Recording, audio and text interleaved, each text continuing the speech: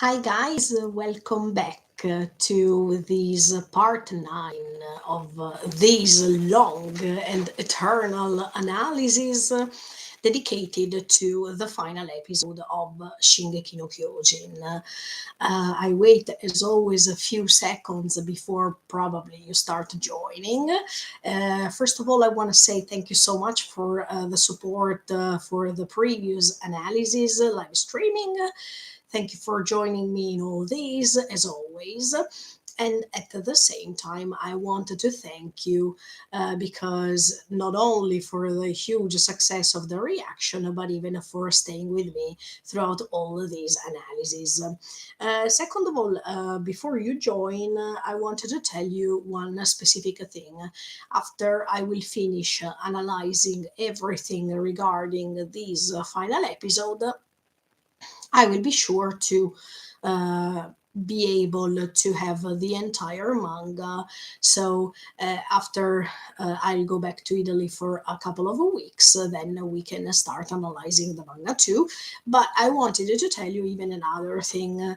As soon as I finish the analysis for this episode, I will be sure to upload all the previous videos that I couldn't upload. It will take a little bit of time, probably, but little by little, I will start being back. Somehow, so stay tuned and keep on watching. Okay, so last time we reached the moment in which Mikasa made her choice by saying, "I'm sorry, I can't," due to all the promises that Eren was asking her from. So I think that from now on we will reach the hardest part, I guess, because we have to see how Mikasa will kill Eren, and at the same time we will start watching probably the dialogue between Eren and Armin. So stay tuned with me. Um, and then I want to say another thing. Yes, now I forgot for a second. I wanted to say something else, but okay, when I remember it, I will let you know. Okay, so I think it's time to start. The sooner we start, the better it is. Okay, so let's watch the few seconds before the moment we stopped the previous live streaming, and then we move forward as always. Ready? Go. Start. Sorry, I have to refresh the page. Well, because when I close the computer, I mean the laptop, most of the times I have to refresh the page. Otherwise, it doesn't work. So just a second.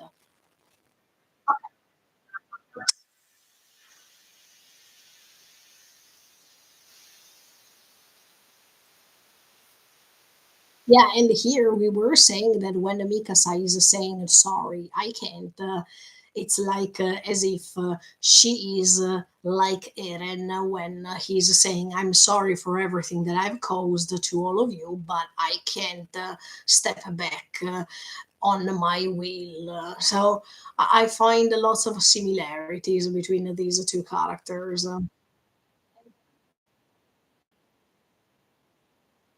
Wow, did you see for an instance when Mikasa is saying Eren is inside the mouth of the Shubi no Kyojin? For a second, you see that he has his head attached to this skeleton that it's created also thanks to the attachment to this creature. But we needed to remember the fact that now Eren is no more attached to this creature because, as we could see, thanks to John and even thanks to Armin's explosion, the head of the Shubi no Kyojin fell down. And immediately after, we could see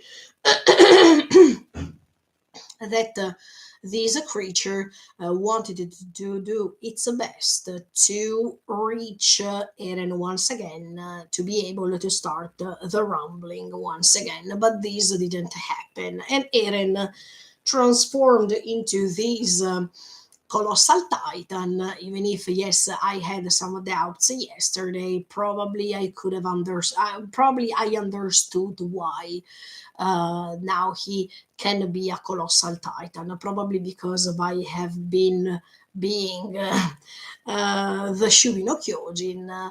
Probably he could have used its power to be able to transform a little bit its dimension, or let's say its type of Kyojin. But anyway, now we see that Armin is confronting him by both being transformed into colossal titans, and Eren inside the mouth of its colossal titan. You can see the head still connected to the nape that makes you understand that Eren is attached to this new form as a colossal titan. And in fact, Mikasa is saying Eren is over there. Wow, and then you hear Mikasa asking for help so she can reach him, and you see these instant fragments of the scene in which you see Falco, Levi, and most of all, Armin looking at her like as if they are saying, "Are you sure? Are you for real this time?" I mean, they are a little bit surprised, in my opinion, but at the same time, they understand that now it's the moment because she chose what to do, and more than anybody else, it's her job, let's say, to finish all these. So Falco and all the others are helping her because I think they wanted to wait that she could say, "Okay, help me in this." They didn't want to force her throughout these last episode as much as they were doing in the previous ones, where they were trying to say, "Look, if there is nothing else to say, we should kill Eren," or even Annie that was saying, "Are you ready to kill Eren?" In the case, no, in this episode they didn't want to push her so much, except for the scene of Jan in which he is stating, "Look, Mikasa, there's nothing else we can do rather than kill him." But I think that in these last minutes before she's choosing, no one was interfering, no one was pushing her to choose to do what she wanted to do. So I think that now that she said, "Okay, guys, help me to kill Eren, or help me to reach Eren over there," now they say, "Okay, Mikasa." So they waited a little bit of time, and I appreciated this because if they were pushing her more and more and more, I think that this thing would have never happened in the best way. While here she made a choice, so she is ready, and she respected even her time to act. So that's really great. And yeah, let me go back for a few seconds.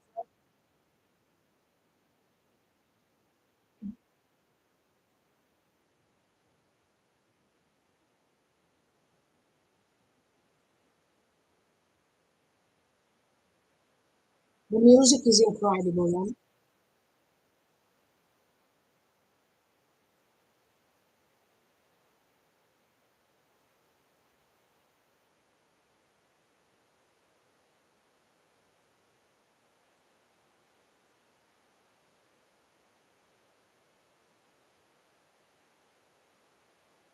Wow.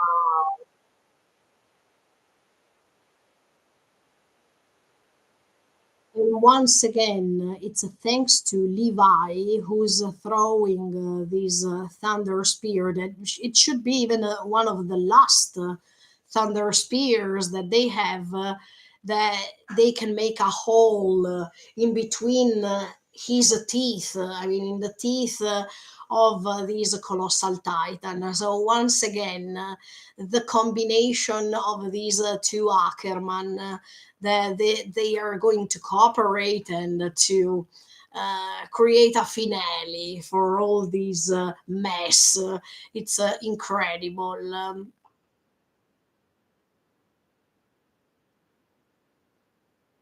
Wow, this is a scene. Wow, this is a scene with the Levite before he's throwing the thunder spear. He has to get closer to Eren as a titan. But these movements, these scene specifically, reminds me of season three, part one, when he is trying to move away from Kenny's attack. Wow, this is.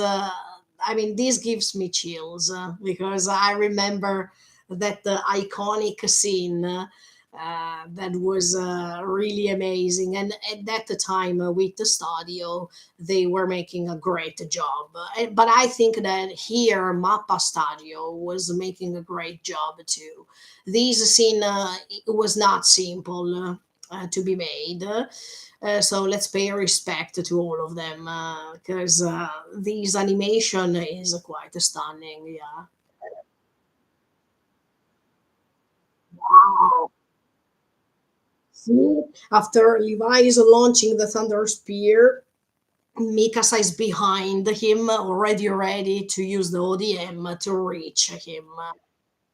Wow! And this moment in which Eren, as a colossal titan, is in front of Mikasa, who's reaching him inside its mouth.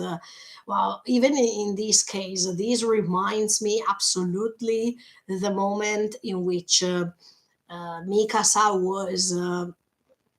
No, Mikasa, sorry, in which Eren was in front of the colossal titan in season one, when it appears exactly behind Eren, and then Eren is saying, I'm ready to fight against him. So, as you can see, the connections between season one and this final season, let's say this final part of the final season, it's quite evident. And you definitely can see how Isayama decided to connect these two sides of the story, the beginning and the end, like as if he is trying to close the circle.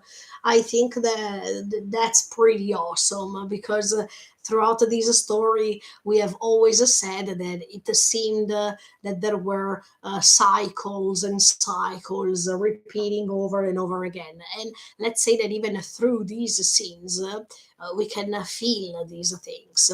I I got the chills during the reaction in this moment because we were seeing that we were approaching the end, and of course. If we are emotionally involved in this, it's hard to not cry sincerely. Yeah? But okay, let's go on. Wow, and then the moment in which they wanted to show you once again Mikasa's face before going inside the mouth of Eren's colossal titan. That's a face, of course, that it's sad somehow, but super courageous on the other side. She firmly knows now what she has to do, and there is no turning back. So her face expresses exactly this strength that she achieved throughout this final episode. And then finally, it's time for her to put an end on all these. I like that this phase is exactly the contrast between the beginning of this episode and what we reached now. Mikasa's face changed a lot throughout this final episode.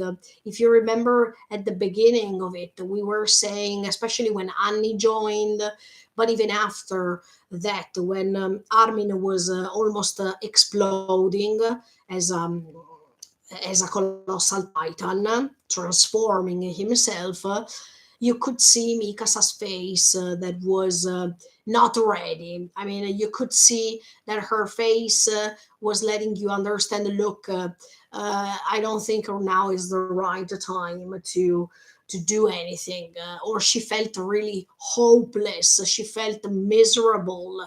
You could see mixed feelings inside, I mean, through her face.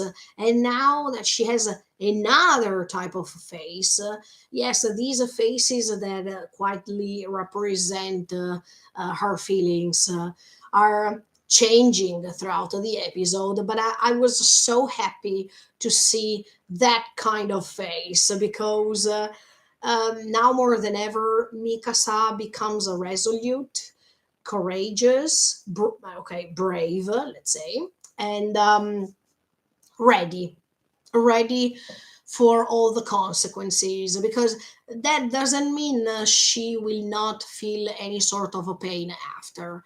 I think that she counted even this option, that means to feel sorry or to feel sad for what she did. But on the other side, she needs to follow the right path and not to step back from it.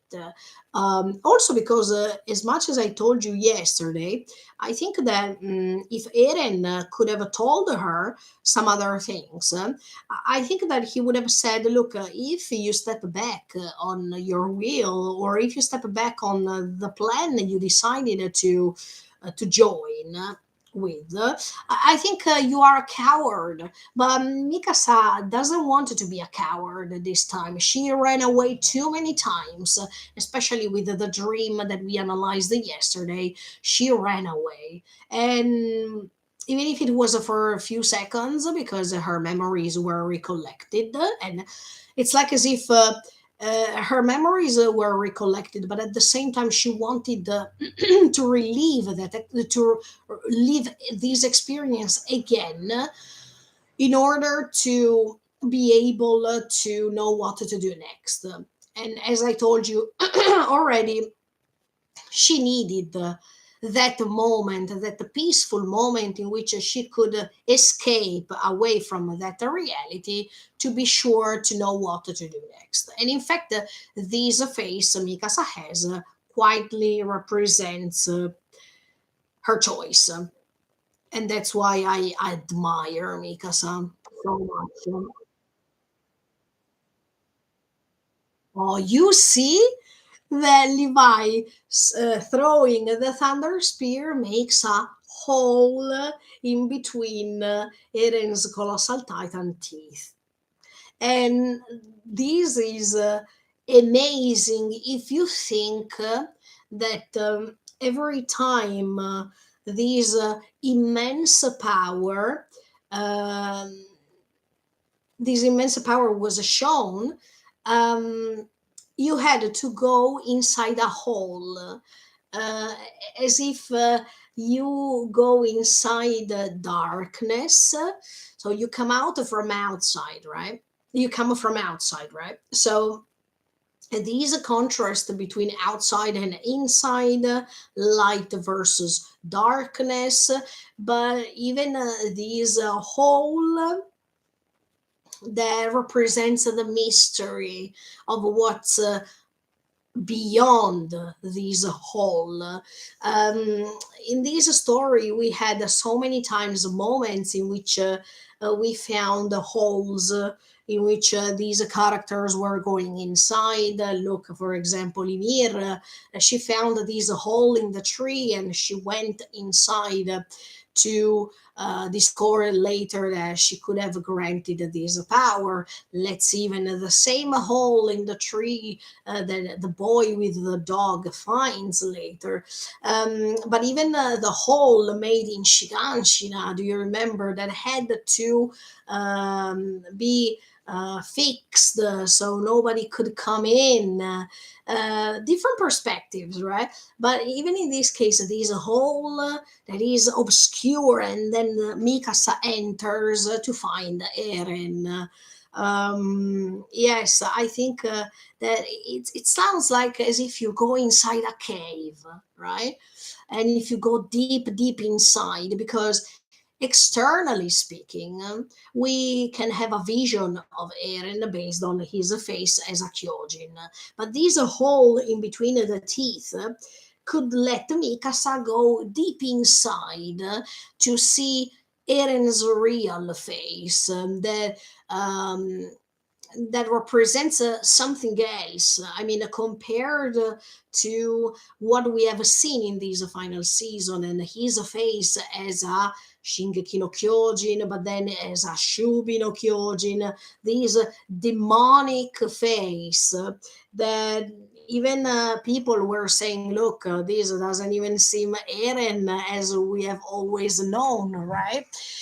Exactly. Oh, yes, for sure. Another sort of a hole full of mysteries was even the basement. Um, but these holes that represent a peak of a scene, something really important. That was done through the seasons. Yeah, I think that, yeah, even the fact that there is the contrast between the superficial face, what you see, the external face of a titan, and then the core of everything that is his real face, that shows something else. Look, somehow, even if that's not the exact context, but you know that even in philosophy, Plato was talking about this cave, Plato's cave, as much as even Schopenhauer, in another way, was talking about this veil of Maya. Both of these philosophers, and many others are coming later for sure, but they are the most iconic ones. They were talking about these way of tricking others, showing a certain reality that it's not the real one. I mean, it's like a portrait of a reality that then you discover it's something else. Based on your ability to move on and search for the real reality and not being tricked by checking this portrait, like in Plato's case inside a cave, and like Schopenhauer when he is talking about this veil of Maya that goes away and can let people see the reality of things. Yeah, even if the context is a little bit different, but I can find these comparison even with Eren, because Eren has an external expression of himself as a titan, but deep inside there is another way to describe his emotions thanks to his real face. Or we can even think about we can even think about another way of thinking. That means Eren showed or Eren saw a certain type of reality he could see from the future, from his future visions. But then, maybe a reality as it is was a little bit different, or it was not 100% as he could imagine. Or, yes, in another way, we can think about these. Partial vision of a reality, even when he was somehow trying to convince Grisha, showing him some memories, some specific memories, but not entirely. So Grisha did what he did based on these small percentage of visions that could have seemed that could have seemed related to these Plato's cave or this veil of Maya.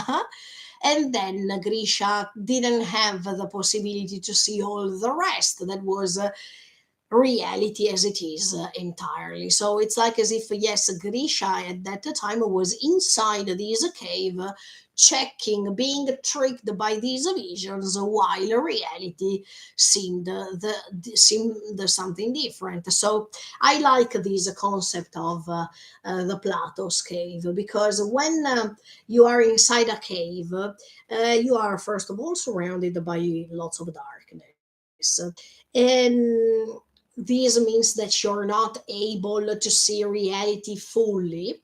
And then at the same time, you can be tricked by what you see, because you really believe that what you see is reality 100%. I think Eren felt tricked too by his own visions, but so that he didn't or he couldn't see anything else rather than one option only. And he went on with his life based by basing his life on this one and only idea. So I think, yeah, then in Shinki no Kyojin, you have lots of philosophical references. One is this, for example, but so many others. I mean, even the confinement of soul, and this body that is pressing inside the soul and doesn't let the soul to be free. I mean, there are lots of philosophical connections. And that's why I love this story, because it contains exactly all of the features that I like the most. So I'm really happy that maybe Isayama didn't even pay attention on these things, and we are seeing these details. But let's pretend that Isayama has never thought about all these things that we are saying. That's even better. I mean, if Isayama has never thought about these philosophical, mythological, literature connections, that makes him even greater, because that means that this author was able to build a story that was pretty magnificent, but at the same time, that was pretty deep and nothing was calculated. So even better. I mean, we know that the ending was calculated. I mean, it was projected already in Isayama's mind from the beginning. But all these references that we try to find, if they were not predictable, or if he didn't think about those, makes him feel even greater, in my opinion. Okay, let me move on. But by the way, Mikasa reached the inside core of Eren's colossal titan, and now it's time to face him. If you noticed, okay, let me watch the scene first, and then I will analyze it. Let me go. Okay. Mikasa is reaching the inside. Yes. Oh. And then something really beautiful is that once the thunder spear goes inside Eren's mouth, and these teeth are broken and she can go inside, you understand that before the thunder spear could reach Eren's colossal titan's teeth, inside over there it was a pitch darkness. And Eren was surrounded by this darkness. As soon as this thunder spear hits his teeth, let's say, Mikasa going inside, you see a ray of light appearing, as if Mikasa is his light of awakening. I mean, his light in the middle of darkness. This is so beautiful. Not only because of the symbolism, but because you need to remember that in this story, it's like as if I told you this many times, but it's like as if Eren represents in that specific moment the cruel world, and the Mikasa represents the beautiful side of the world. And yes, I wanted to state these too.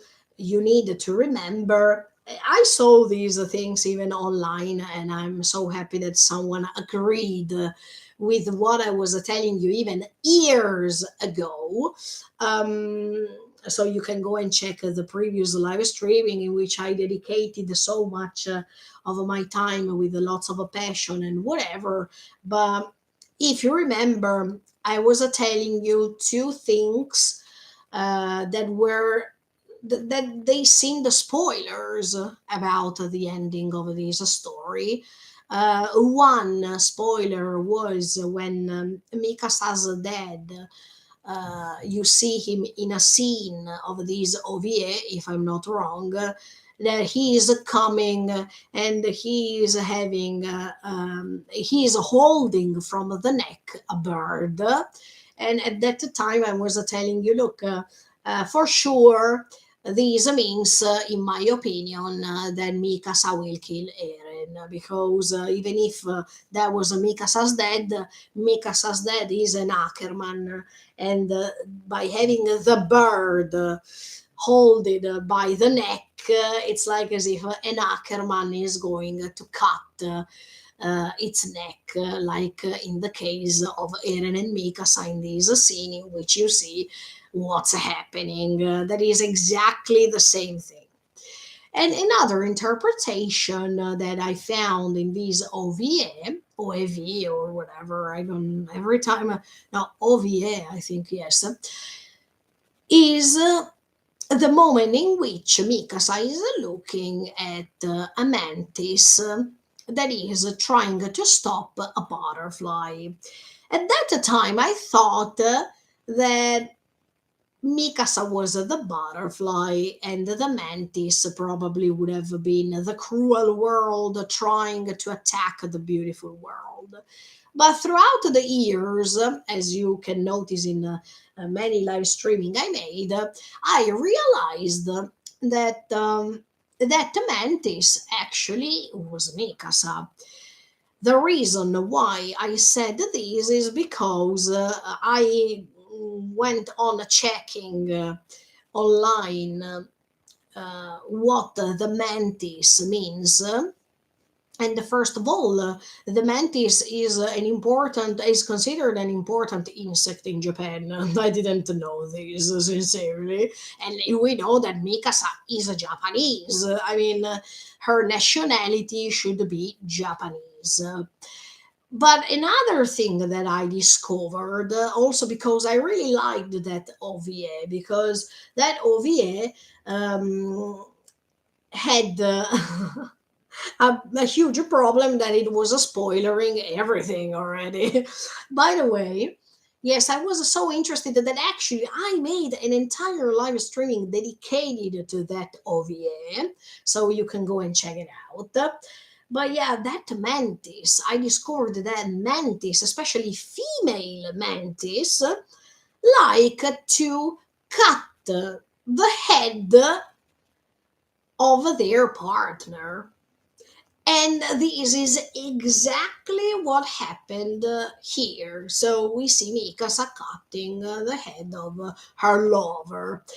I think that, yes, in this case, Isayama put that scene on purpose because, of course, we know that he put some details based on some researches and whatever. So I think that in that case of the mantis, yeah, he could predict this, or he wanted to tell us something through that scene. And yes, little by little through the years, I changed my mind, but now more than ever, it makes sense. So great job, Isayama, when you add these symbolisms that are pretty evident but efficient to the rest of the story. But by the way, going back to what we see now, So Mikasa goes inside this sort of a cave that is this Eren's mouth as a Kyojin, and she finds the real face of Eren. But what's surprising me the most is that Eren has his eyes closed. Do you remember I was referring myself about Eren having his eyes closed, even when the colossal titans, while they were marching, especially in this episode, they were having almost, I mean, their eyes almost closed, right? And I was telling you in previous analyses, when I was analyzing the baby scene, then to me it sounded like as if while this rumbling was marching, Eren closed his eyes for maybe two reasons. The first one, because he didn't want to see what was happening. I mean, he didn't want to see the result of the rumbling because he felt too much guilty. So he preferred to skip it away from his vision, entire vision, because they were not completely closed, the eyes of these colossal titan we see in this episode. It was, let's say, 80% closed and 20% opened. But the other reason is that probably this refers even to the scene of this is freedom, and he could see 80% of this blue sky with beautiful clouds in it. So let's say a great panorama, while under this steam produced by the colossal titans, there was a reality, the real reality, that means pure destruction. But these clouds of steam couldn't let Eren see the other panorama that was the most terrifying one. So I had, yes, these two visions, but right now we see that Eren had his eyes closed. Maybe because he could vision things better, because in the previous seasons we saw that usually the Titans owner, they keep their eyes open. Without a doubt, I mean, we couldn't find other Titans owners who had the eyes closed while they were owning the Titan, while they were using that Titan form. And let's say while these Titans were used, I open a bracket, at the same time they are also using Ymir, because Ymir was there building with the sand these Titans forms. So as you can see, it's a chain. I mean, the power that is using the owners of the Titans, and then these Titan owners that they use Ymir, thanks to that sand, and she is producing these Titan forms. So one is using the other one. It's always a chain that keeps repeating of things, of events, of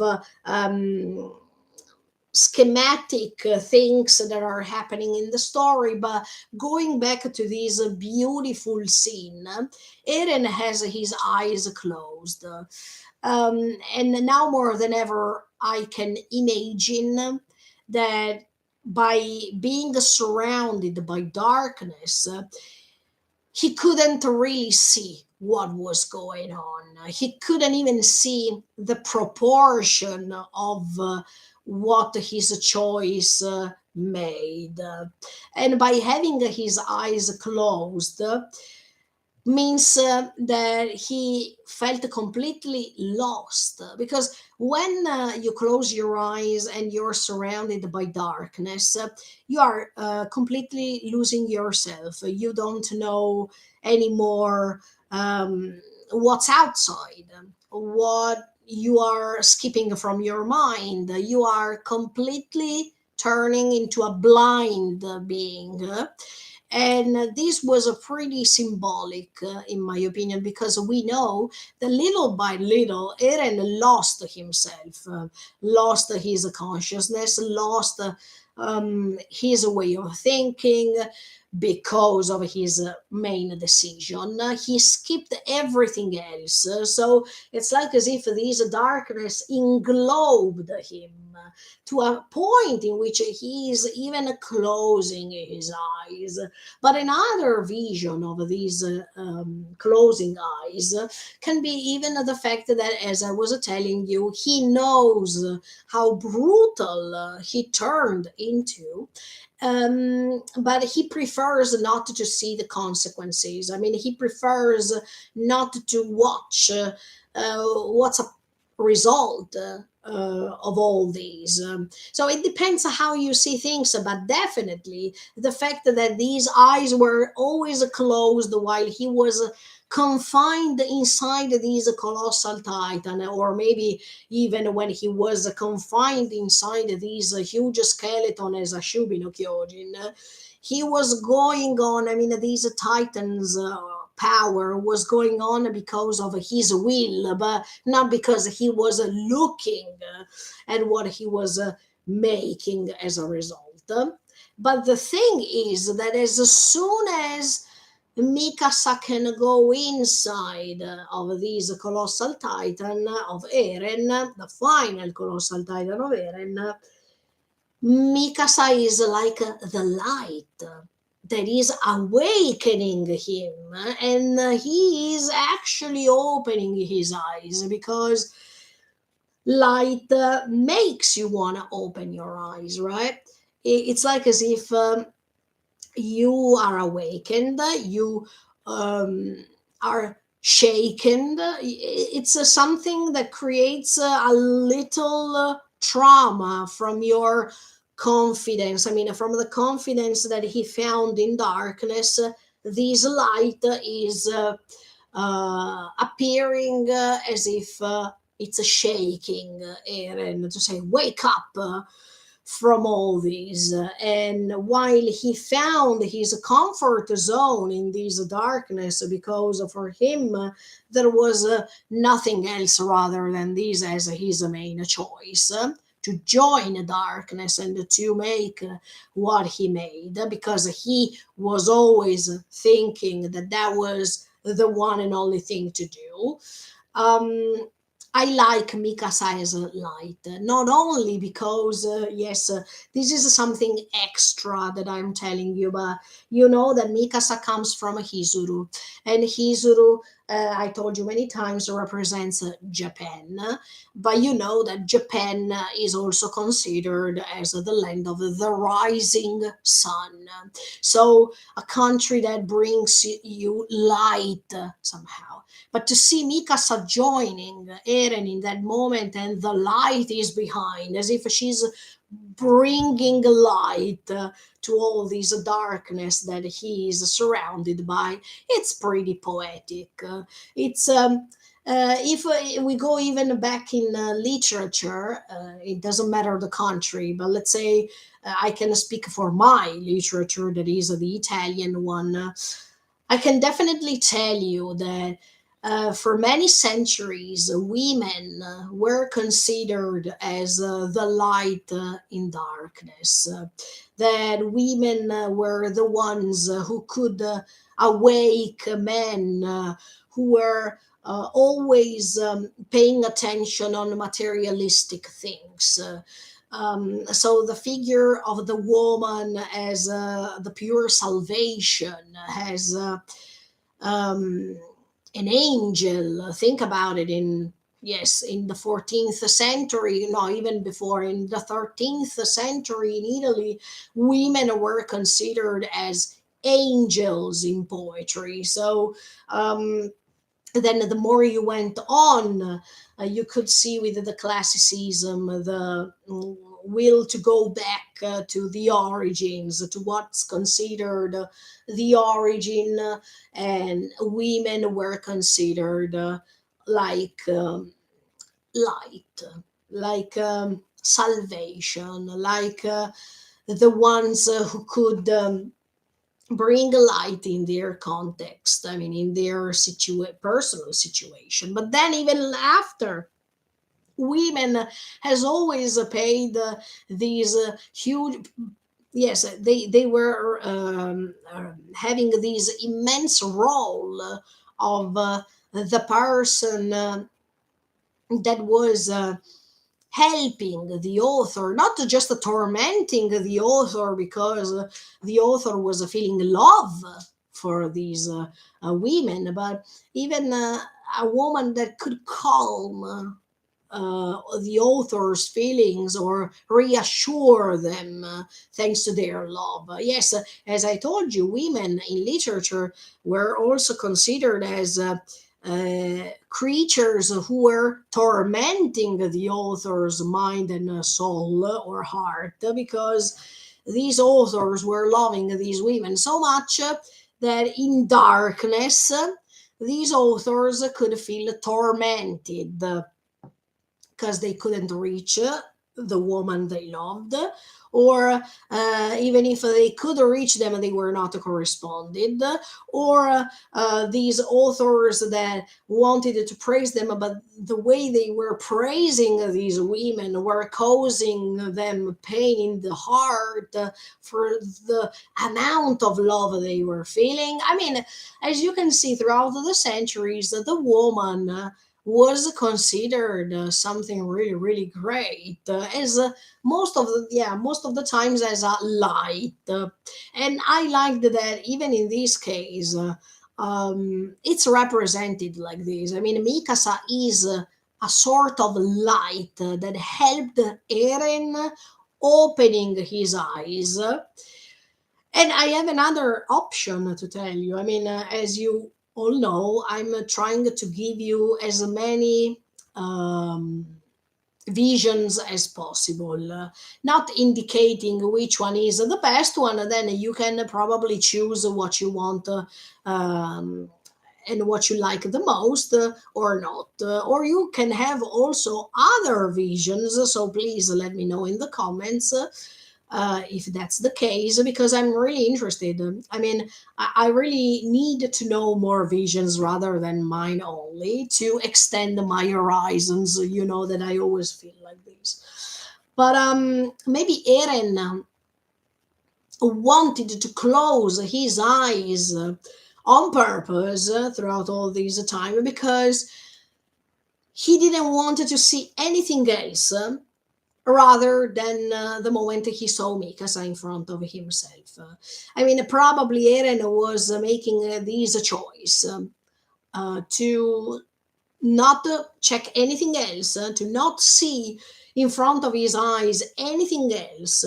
Rather than the moment in which he could have seen Mikasa, because probably Mikasa for him was the best vision, the best and the last vision for him.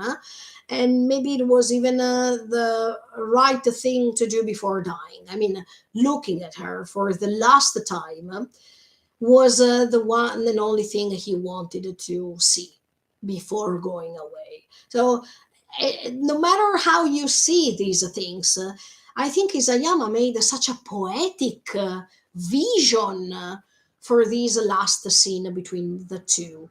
And that's why I like this story, because this story is not cruel only. I mean, it's not just cruel and dark and horror and whatever. Okay, Mikasa is going to cut his neck, but um, what was anticipating this death and what's even happening after, immediately after his death, it's something really poetic, something that I really, really like.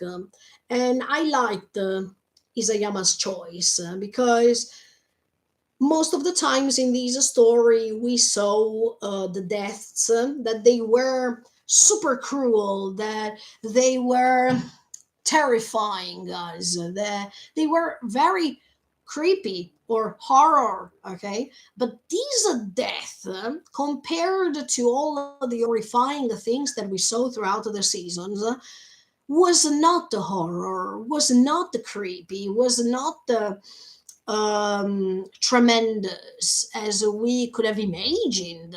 But later I'm going to tell you what I think, because yes, today I think that I will mostly focus on this scene, because this is the scene, okay? This is one of the climax that we were all waiting. So I think that it deserves time to express everything that I want to say. And even if I delay a little bit, who cares? Because we are here to talk about this scene. So it deserves time.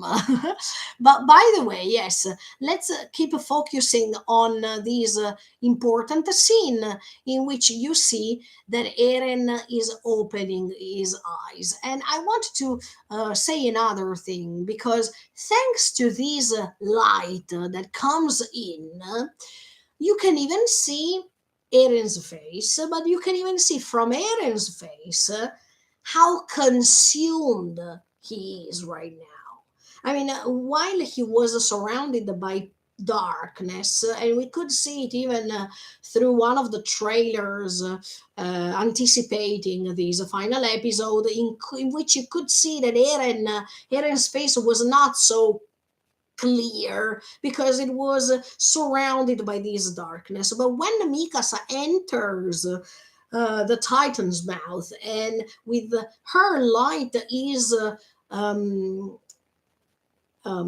is enlightening. Sorry for the repetition of the word, but is enlightening his face, so we can definitely see him how he is right now.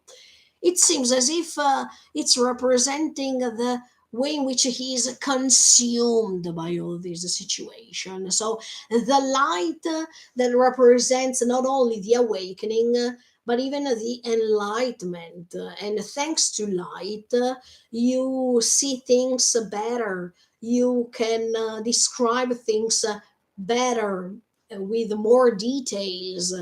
Um, Going back with what I was telling you about literature, um, yeah, there was a period in the Italian literature, but even in other areas of Europe, called the Enlightenment. And that period had exactly the same. Uh, the same purpose, that was thanks to the light of mind, we can see society or realism deeper, because by using our mind, and we don't use the heart, I mean, we use less heart and more reason, you can have a vision of reality that detaches itself from the previous vision. That was a vision represented by feelings only.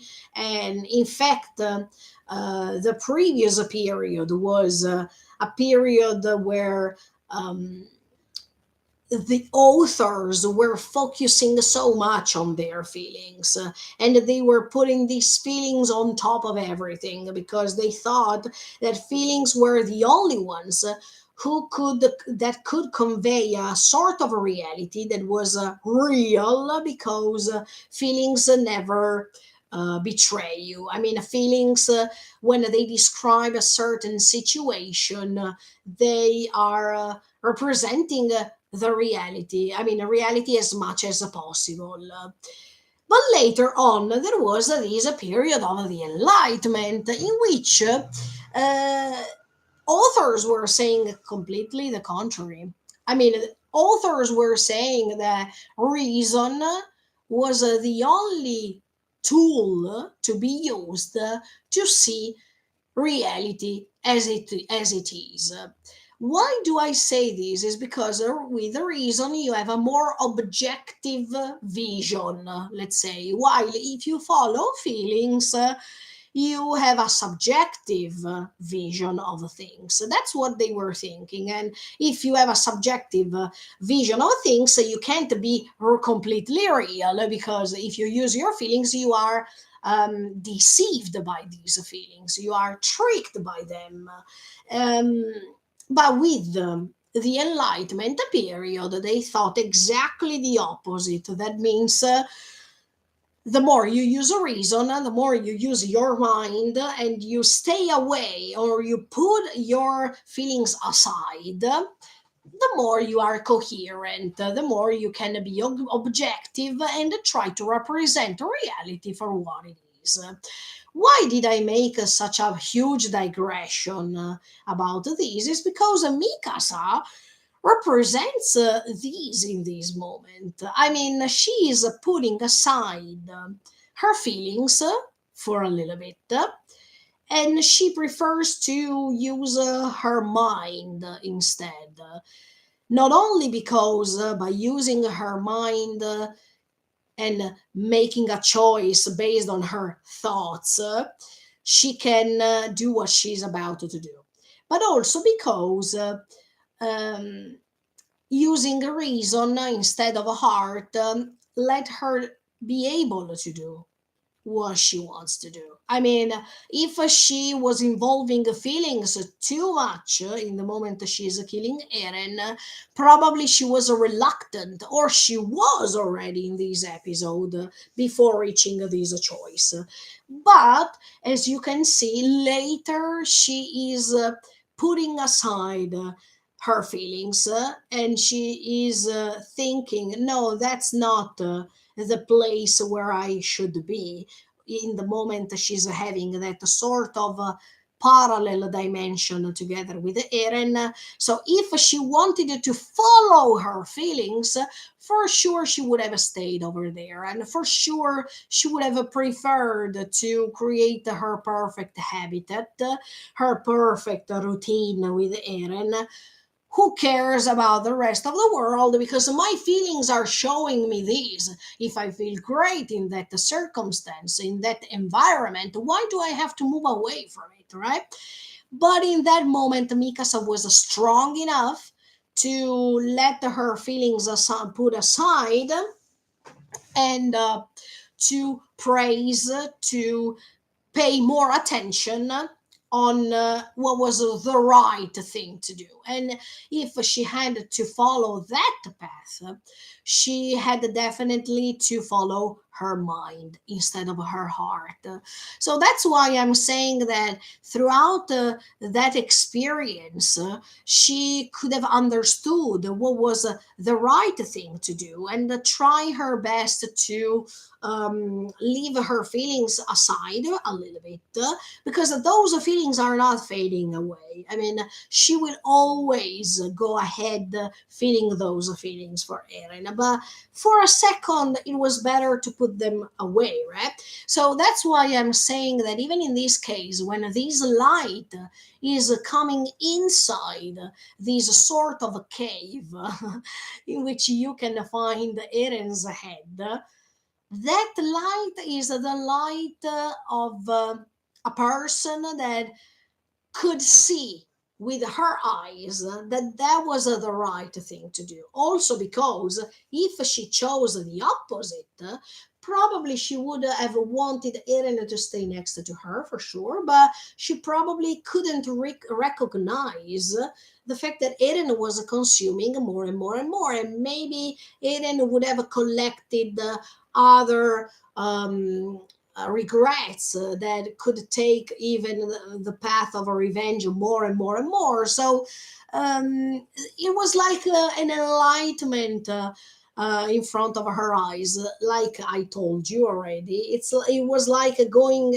out from these Plato's cave, or out from these veil of Maya made by, I mean, this vision made by Schopenhauer. So I really like to see this light coming together with the Mikasa, because this light is the light at the end of the tunnel. This final move that she has to make a difference in the story. So I like the symbolism here because we can keep talking about this scene for hours, sincerely, and it's already 1 hour that I'm talking about one scene. Think about it, but um, based on my experience with these subjects that I love the most, yeah, we can create these digressions and sort of explanations that even if Isayama has never thought about them, it's so beautiful to see that actually there are some other things that we can be inspired of to create stories like these. But by the way, let's move on. Yes, we see that Eren, as I told you, is feeling this light. Yes, now I wanted to talk about cold versus warm because Eren is opening his eyes, and I think that if we talk about temperature in this case, Eren, while he was surrounded by darkness, he was becoming cold. He couldn't see what was the right thing to do. So even these coldness that represents even the fact that he was becoming cruel in his actions, that he was starting a rumbling, that he was exterminating others. And the reason why he was doing this is because he was not checking anything else. He was closed inside this cage. Yes, these colossal titan's mouth can even represent the cage that was trapping Eren inside this state of mind and made him feel so cold, while this opening, thanks to the thunder spear, and even Mikasa approaching him by having light behind her, represents this warmth that Eren was seeking, or that Eren hoped to see for the last time, or even this warmth that only Mikasa could give him, and that's why he is accepting it, opening his eyes.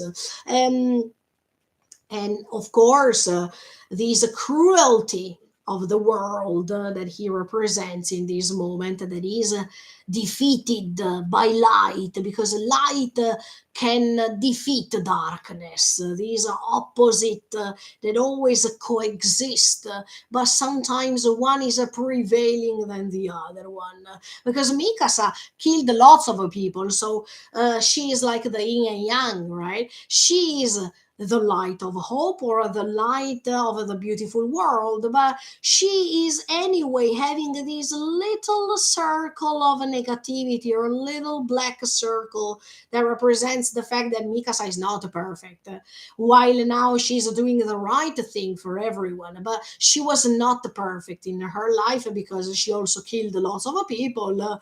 She also is, or can be considered as, a murderer. And here we connect one more time with season 3 part 1, in which I remember a scene where all these characters were recognizing, especially Armin at that time, oh no, we are killing people. I mean, that was the first time that they were debating about facing this reality. The fact that from that moment on, they were not killing titans, even if later they know, of course, that titans are people, but they were not killing the titans only, but they were killing even the people. So here, Mikasa, I mean, throughout these seasons, she killed the people, but now she's even killing her lover. So I can understand her feelings for sure. But yeah, did you understand? I mean, I gave you for almost 1 hour already so multiple options between these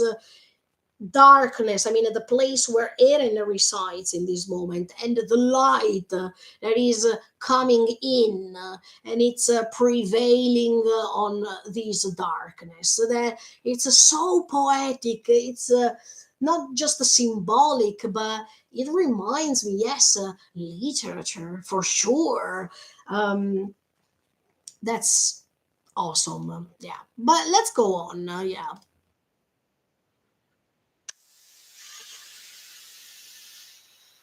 and thank you, Mappa, because before this episode aired, I thought, and I was saying, I hope that when they are making this scene, that means the scene in which in which Mikasa is killing him, I hope that they put the slow motion. When I saw during the reaction that they were making the slow motion, I was so happy because that slow motion, the final slow motion between these two characters, is essential. I told you in these previous analyses, live streaming, that time makes a difference, and you are the ones who can decide based on the experience to decrease, I mean, to extend the time or to reduce it. This is a quite clear example because before Mikasa is cutting Eren's neck, it's like as if time stops. It's like as if for both of them, time reduced its amount and its actual speed. The reason why time is reduced here, I mean, sorry, that the time, no, not reduced, extended, sorry, I made a mistake of choosing the right word, but yes, time is extended here because that's the last time they see each other, and that's also the last time that they can look into their eyes to see, to have like a sort of a final answer, to, in the case of Eren, rest in peace, to be sure that that was the last thing that it was happening. And even in that moment, as much as I said for other things in these analyses, sometimes words are not the one and only option. Sometimes even silence and gestures or facial mimics can play a great role here and can play a great role. And the reason why I say this is because just look at Mikasa's eyes, you can even understand what I mean. Before even cutting his neck, Mikasa looks at him with that face that is like a melancholical face, a face that is nostalgic, a face that represents her will to go back in time, to try to find another way. But she already knows for sure that there is no other way. But that face, that melancholical face, that I can't express with words, guys. It's difficult, but it's a mixture between a resignation and sadness. But it's not a sadness; it's a melancholy that um, is portrayed on the Mikasa's face, and I understand her, but because no one else would have been better than her in this moment. But at the same time, I would have never liked to be in her position because I don't know sincerely if I would have done it. That's why I always told you that she's pretty courageous, but she can't betray her decision. So she's ready with her sword to use it for the right thing to do. And yeah, this slow motion that lets you understand her feelings, but even his feelings, because Eren is opening his eyes, and it's the last time that Mikasa can see his eyes.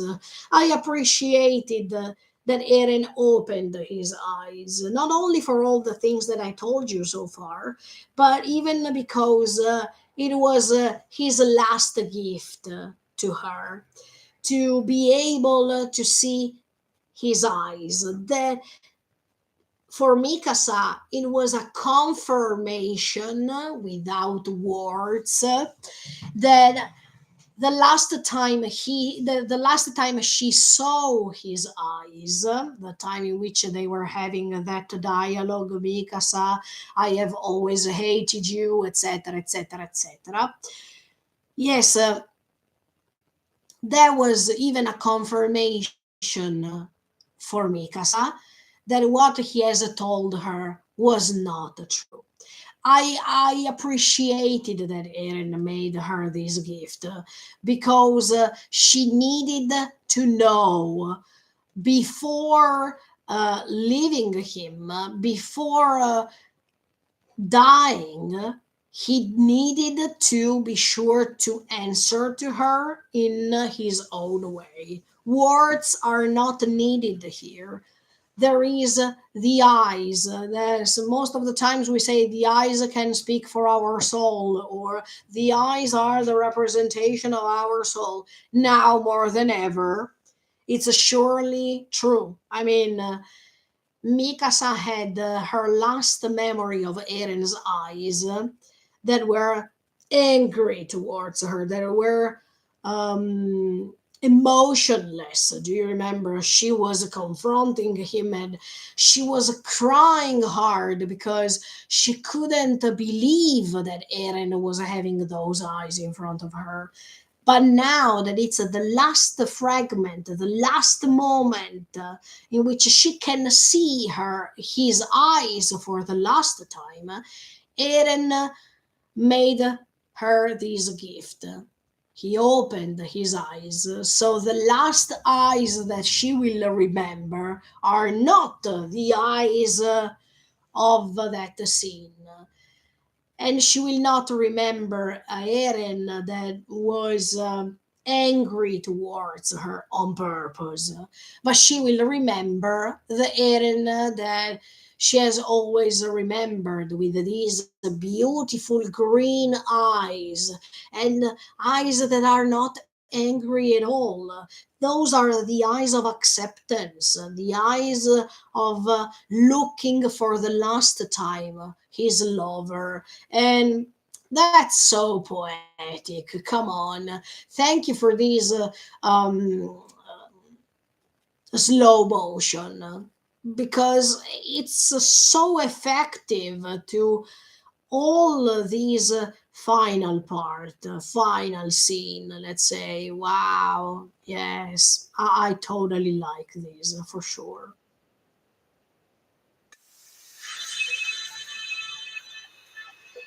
And and I want to say this: when we check this sword that is cutting his neck, usually in other anime, when the characters are cutting the neck of other antagonists, I mean other characters, you feel the noise of the noise produced by that move, by that action, right?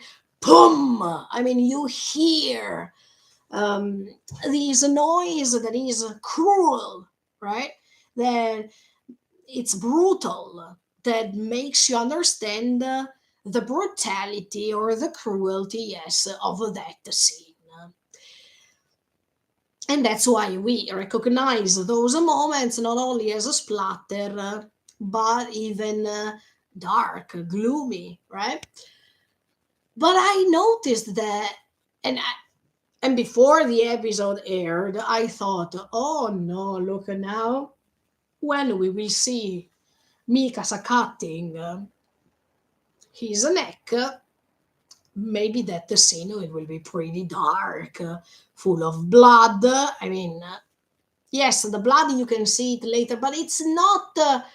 The scene is not focusing on the blood, as for many other anime that you see this blood coming out to make it splatter, or to make it too creepy, too dark, too horror.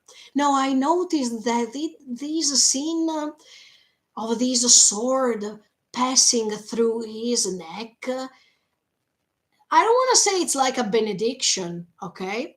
But it's something really light, really soft. You can't even see the noise. I mean, yes, you see the sword trespassing his neck, but you don't have that perception of darkness, or that the horror scene that you always think about. It's like, yes, as if that gesture, I mean that action of cutting his neck, yes, it's like a benediction. It's something that is saving him. So even the perception of this moment um, is completely different from the usual scenes. It's like as if it's a way, as if Mikasa is touching his face calmly and gently. I mean, these, yes, these knife, I mean, this sword that is passing his neck, that is so kind, soft. Not like a bum, or maybe later they don't show you that moment in which they do pum like this, so it makes you feel, oh my, no, it's like as if for Eren, that's what he has always waited for, not only because maybe he experienced it already by checking the visions from the future, but I don't know how to describe it better. I mean, it's like as if Eren was waiting for this moment, because this moment is not letting him feel any sort of a pain. It's like as if it's painless. This scene, it's done so gently, so softly. These, yes, this sword seems so delicate and not rushing like in the case of Zeke and Levi. Yeah, in that moment, you see that Levi is cutting Zeke's head in such a um, instant, but at the same time so cruel, right? But when Mikasa is cutting Eren's neck, it seems to be so soft, so delicate, and that even that the scene seems to be so romantic. And these, yes, these reminds me, but later I want to talk about these deeper. But these reminds me, these Shakespeare's tragedies in which you can see that even if a tragedy is happening, like one of the lovers dies, like in the case of Romeo and Juliet, right? That Romeo drinks that poison because he thinks that Juliet is dead, so he wants to die. And then Juliet wakes up, she understands that he's dead, and she is also hitting her belly, so she dies, her stomach, whatever. But these way to be romantic, even if the tragedy is handled in that moment. That's so poetic. That yeah, in Italy we say una pillola indolore. I mean, it's like as if that moment is a tragedy, but it's also so romantic. Yes, and another detail that I think Mikasa saw, I think, is Mikasa reflected in Eren's eyes. That is exactly what I was telling you before. Oh, that means Eren wanted to see Mikasa for the last thing that he could see.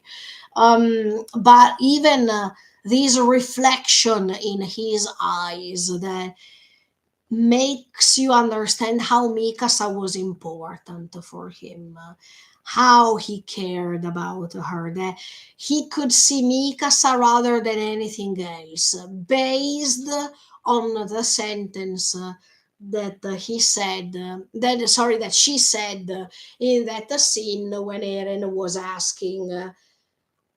Am I important to you because I saved you that day, or because you consider me as a family member? And she said, you are my family. And this vision of Mikasa in Eren's eyes when Eren is dying confirms that even for Eren, she was his family. So, see the power of this scene. So, Mikasa will understand. She will have the answer that she was always waiting for. I really, really like this scene. It's so powerful. And as you can see, no one is talking in that moment because there is no need. Words are just a plus. What you see, what Eren saw, and what Mikasa saw, and this extended amount of time that for us can last 1 second, but for them it lasted longer, speaks for everything. And once again, let me say it, it's poetic. I love these scenes.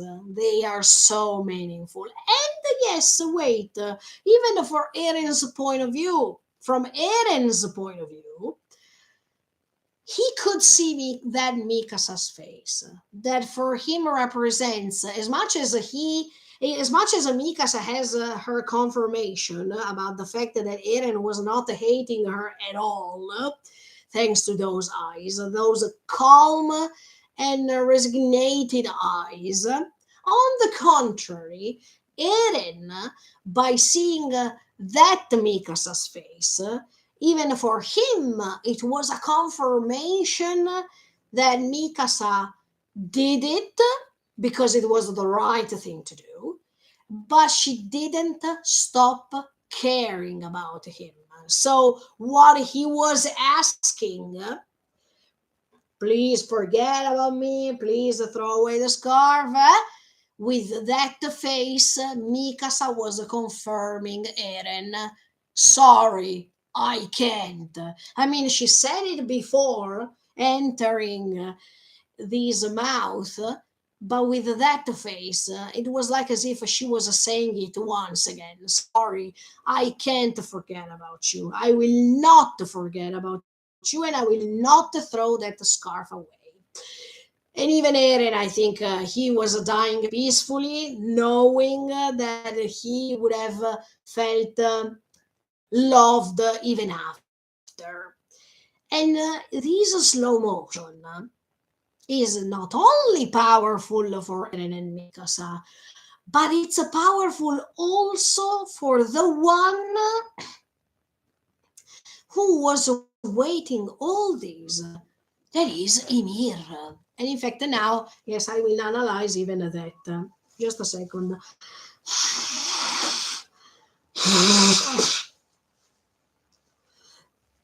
It's a confirmation also for her because that's what she was waiting for. I mean, she waited the time in which she could see that scene. But let's go on for a second. Ah, no, yes, another detail that I didn't analyze is that even if there's blood, because there is the blood floating, you see even the blood floating because of this slow motion, but the eye of Eren is not seeing the blood.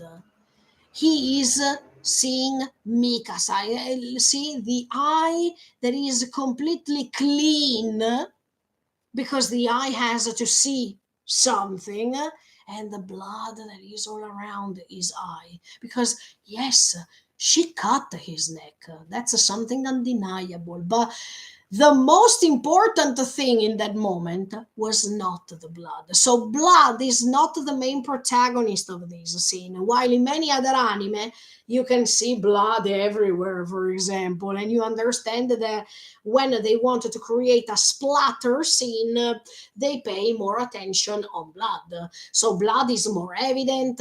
Blood is the thing you're focusing on because it's a splatter scene. But in this case, the blood doesn't represent or doesn't play an enormous role because it's something that it's obvious for us. The fact that she's cutting his neck makes you understand that blood will come out, but it's not relevant here because something else is. I love this.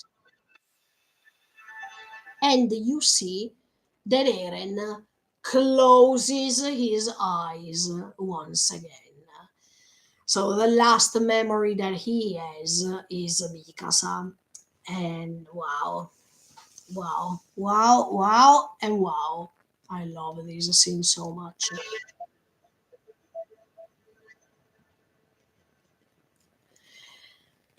It's so beautiful because it's like as if Eren is closing his eyes after all the mess he created and after have perceived all of these catastrophe, right?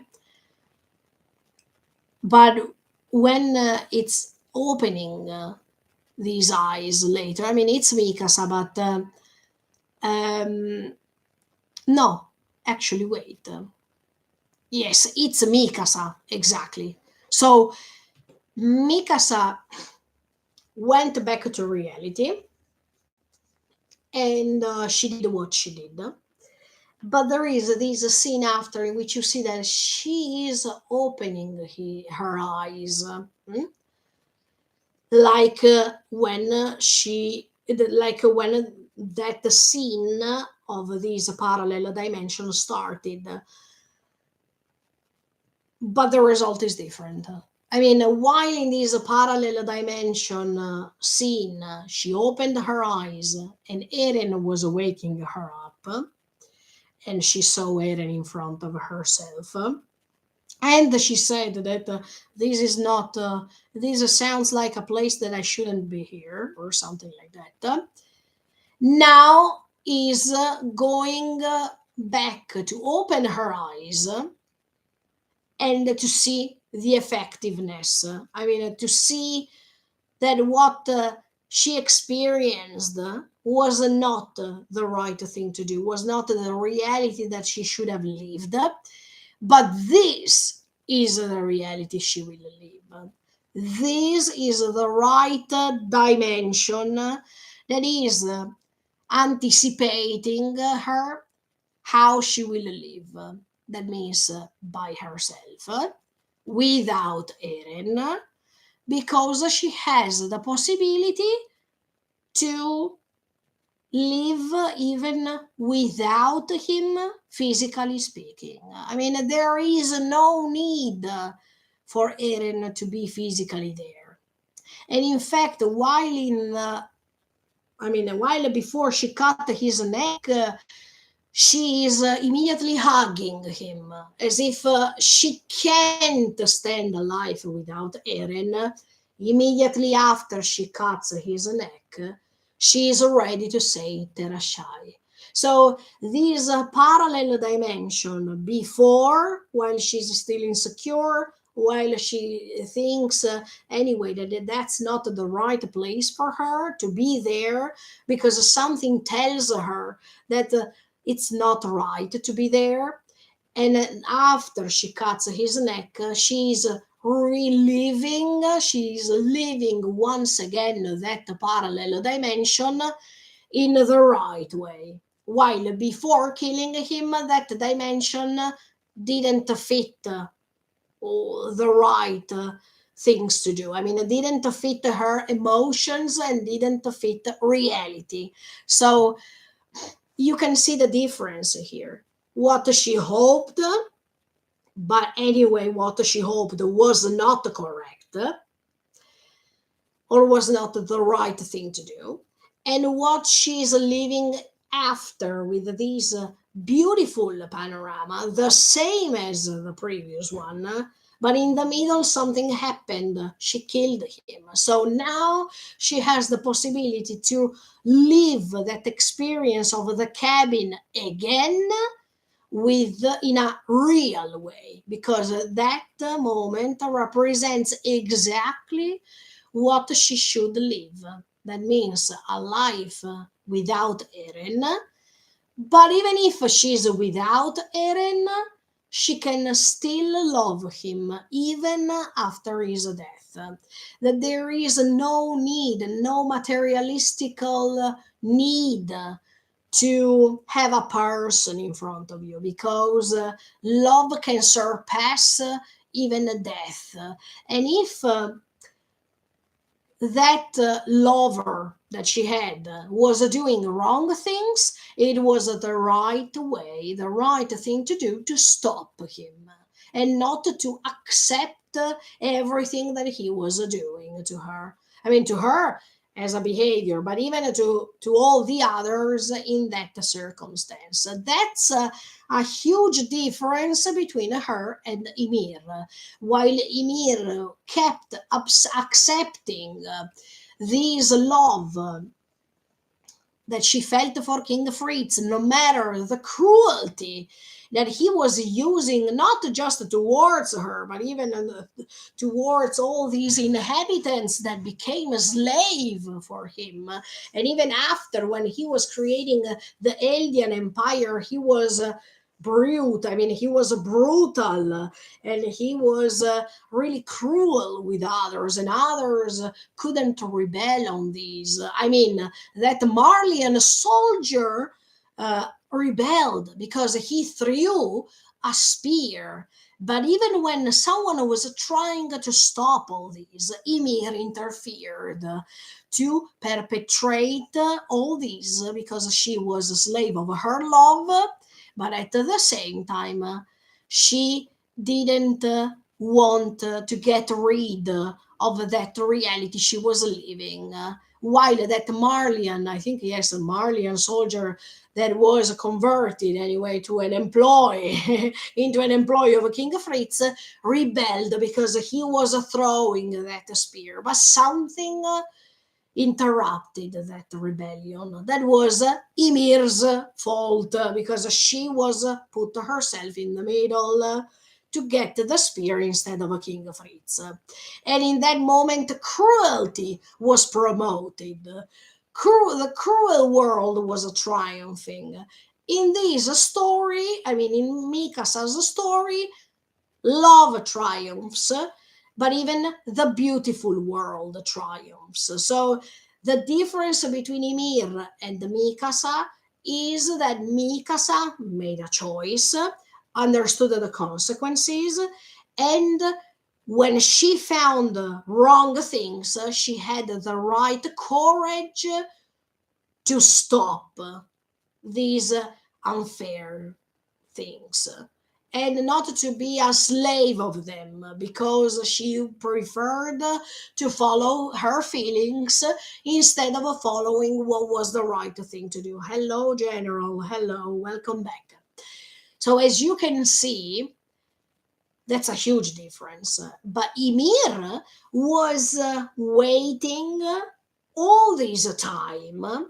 Maybe because she saw these from the future too. I mean, when she was the founding Titan, she probably had some visions from the future too, thinking that one day someone would have come to make a difference and to let her go away from that slavery she felt in, this cage that was broken finally, even when Mikasa is entering this head of the Kyojin, that it's like this cage that is opened finally, and it's not completely closed. That cage that is open, that brings you light inside, that is, you are able now to go and be free.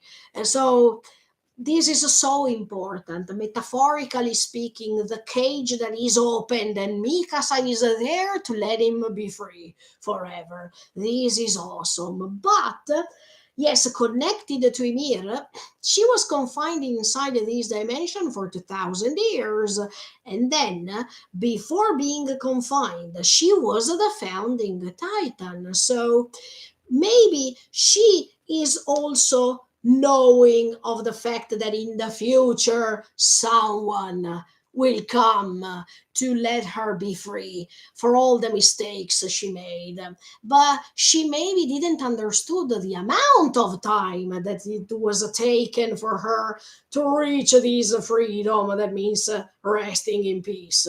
Maybe from the visions of the future she saw, maybe she thought, okay, maybe it will take some years and then this person will come, or maybe it will take some 100 years. No, she didn't understand, in my opinion, that she had to wait 2000 years, but somehow she kept believing that this moment was happening, that this moment was becoming real.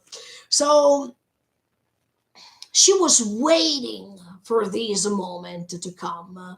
And now even Ymir can be free, can rest in peace. But we will talk about this later. But even the fact that she interfered that day to protect King Fritz and to spare him, and she, on the contrary, decided not to rebel anymore or to wake up once again, and that's why um, she was eaten by her daughters. Yes, she felt guilty immediately after when she noticed that King Fritz didn't do anything. He didn't even move a finger to understand if she was alive, if she was okay, if she felt pain and whatever. That moment, in that moment, she understood that she was betrayed by him again, that he has never felt in love with her, but she saved him. So she feels guilty that that time she could have getting rid of them, but she was not enough courageous to do so. So Mikasa is also letting her free from this guilt, this sense of guilt that she felt for 2000 years.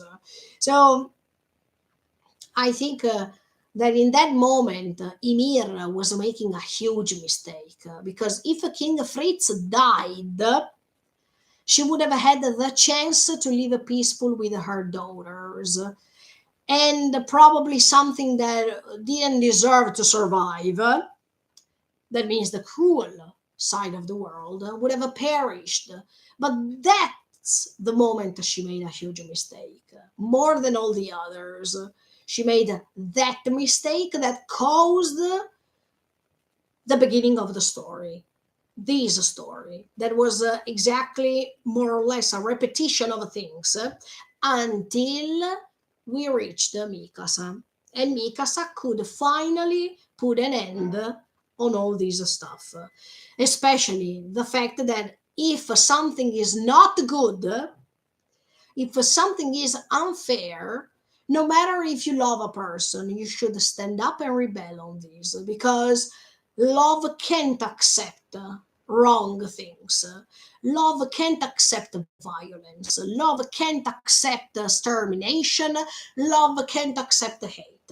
So even if you love your partner so much, as soon as you see that there is a violence, hatred, something that is not good, that you shouldn't accept, or you shouldn't um, um, you shouldn't think that it's right just because you love that person, and you shouldn't accomplish, you shouldn't feel pleased by these things. That's the moment to rebel. That's the moment to pay respect to your feelings, for sure, but put them aside, because those feelings don't have to um, convince you. You know about your feelings. Those feelings can stay over there and live forever with you. But what's unfair has to be destroyed.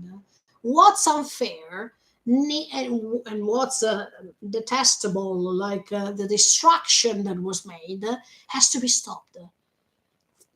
As a principle, as moral values that Mikasa has, okay? She can't stand this, but this is a great message.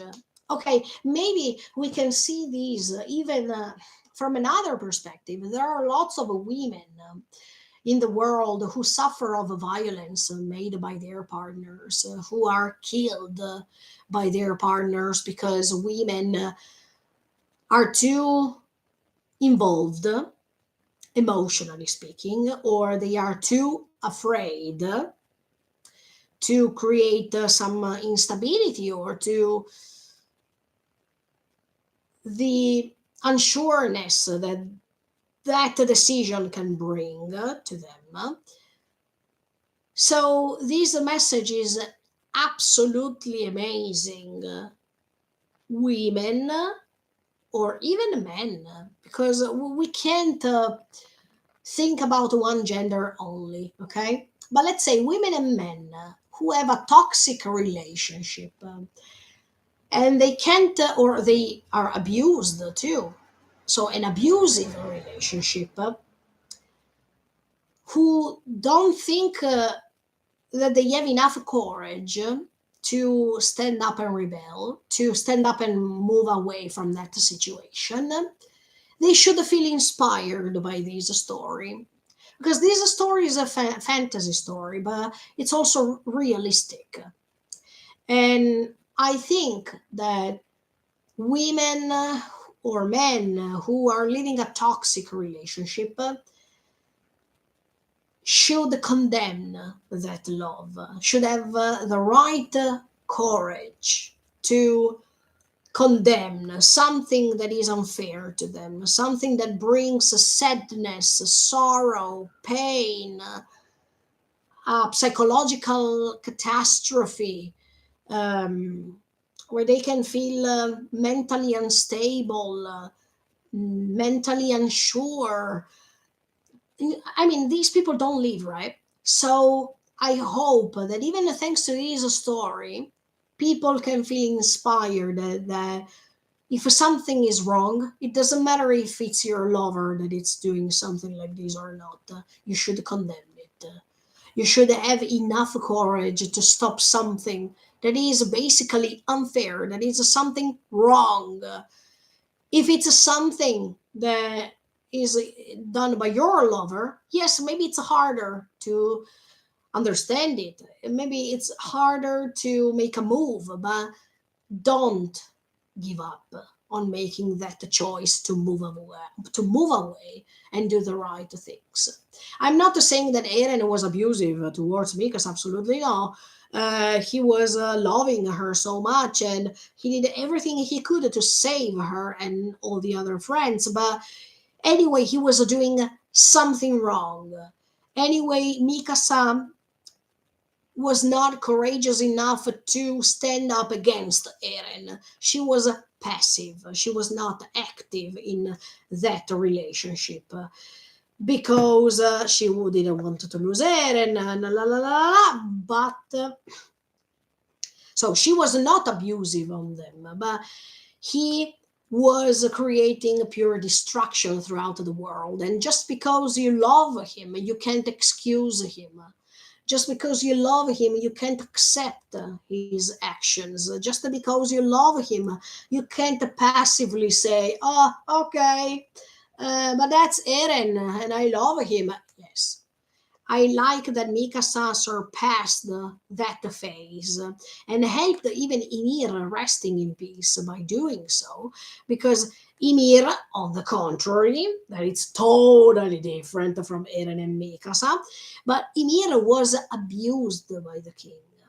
Okay, she accepted these rewards that he was giving her, but he was using her. He was abusing her, and he never showed any sort of love to Ymir.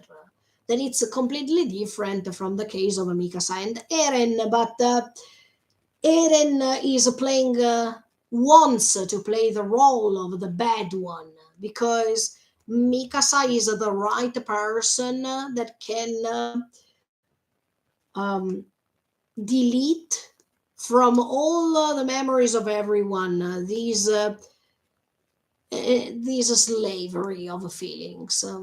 And even if Mikasa was never being used by Eren and whatever, no, I don't think so. Um, she was the perfect one to find this courage and to understand that even if she loves Eren, she has to condemn him because love will not disappear. Love will stay. And even if this means to condemn Eren and kill him, that thought about Eren or the feelings she feels for Eren, as much as the memories she collected together with Eren, will never fade away. She even has the possibility to transmit those memories to the new generations. So the fact that Eren says, I will go on with my thoughts, I mean, I will keep moving forward till my death and even after my death makes to me more sense now, not only because of the usual things that I told you for hours, even months ago, but also because I still believe that Eren, even if he had one idea in mind, that it was specific, that is, exterminate humanity after the disappointment, I believe that I also believe that Eren wanted to cooperate together with Mikasa to reach this important change. That is, eliminate the Titans. That was one of his first goals that we shouldn't forget. And at the same time, to cooperate with Mikasa by playing a role that was the King Fritz role in this case, and Mikasa is playing the role of Ymir to promote good things and not bad things. Thanks to this sacrifice he made, he was even able to give the possibility to the world to change.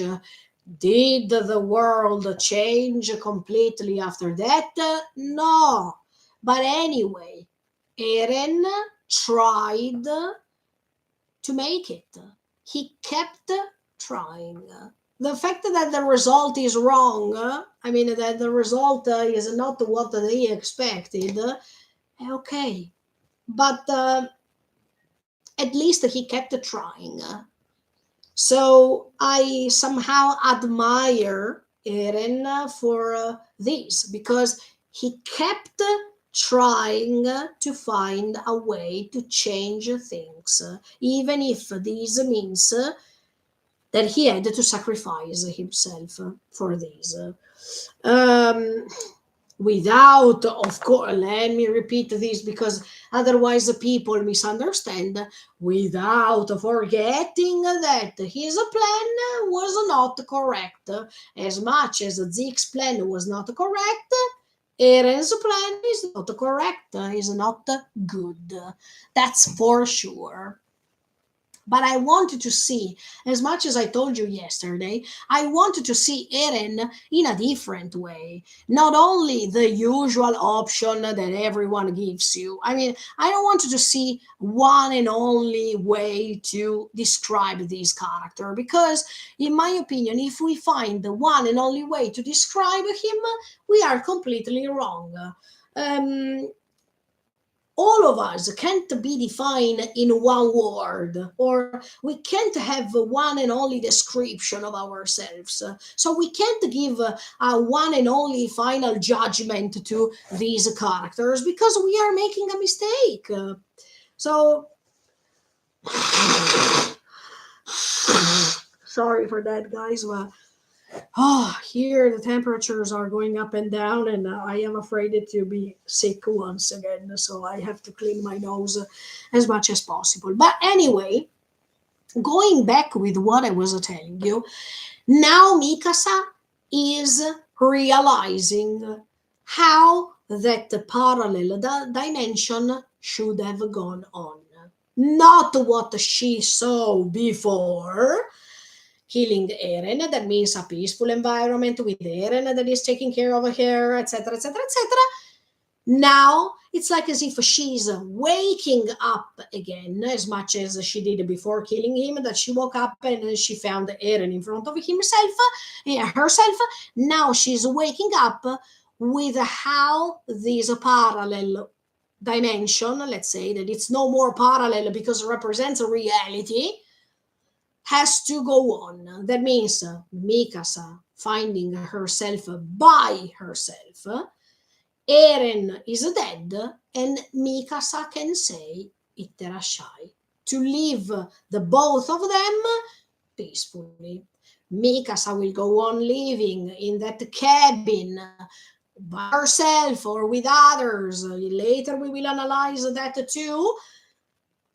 Without Eren, and Mikasa understands that Eren is dead, so even Eren can find peace, can rest in peace, and she will understand that that parallel dimension should have gone in this way, so she can accept it, and she's also understanding that that one was the only way that was good enough to change the story, to let the events not repeating over and over again for them, not for the world, because the world is not changing. I mean, they can't change the world forever.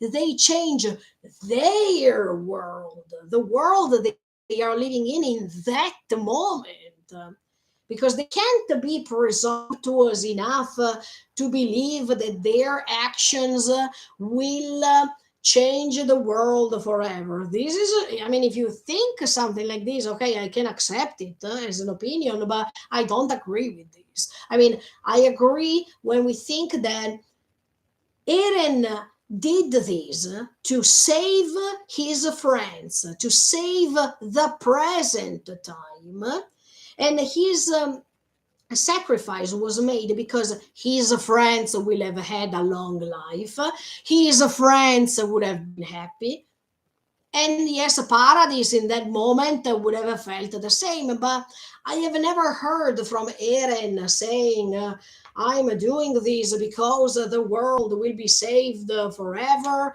and nothing will happen again. No, this is impossible. As I told you many times, as soon as human beings go on living, we know that the troubles will come. Sooner or later, okay, they will happen. But the most important thing for him was, yes, Paradise would have been saved, but it will not be saved for a long time.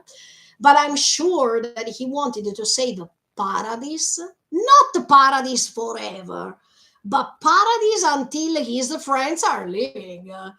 That was the most important thing for him, to have a long life and to live happily. That means when they die, okay, if Paradise will be attacked again, I think Eren saw it from the future. Do you really think that if he could coexist the past, the present, and future, he couldn't see what was coming after?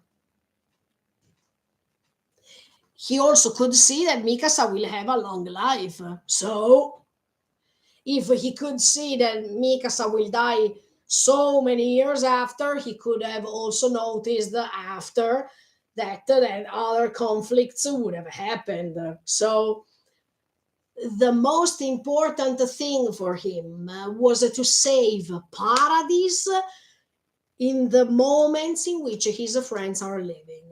Then he can't be almighty to believe that Paradise would have never been attacked. Or if he saw this thing from the future, he saw a partial vision of the future. He couldn't probably see everything. So if he didn't see other conflicts coming, it was because he was tricked by its own power to coexist the past, the present, and future as much as he could convince Grisha by showing him some visions only. Same. I think that even Eren, at this point, if we see the story in a different way, could have been tricked by these visions, a small or percentage of visions only.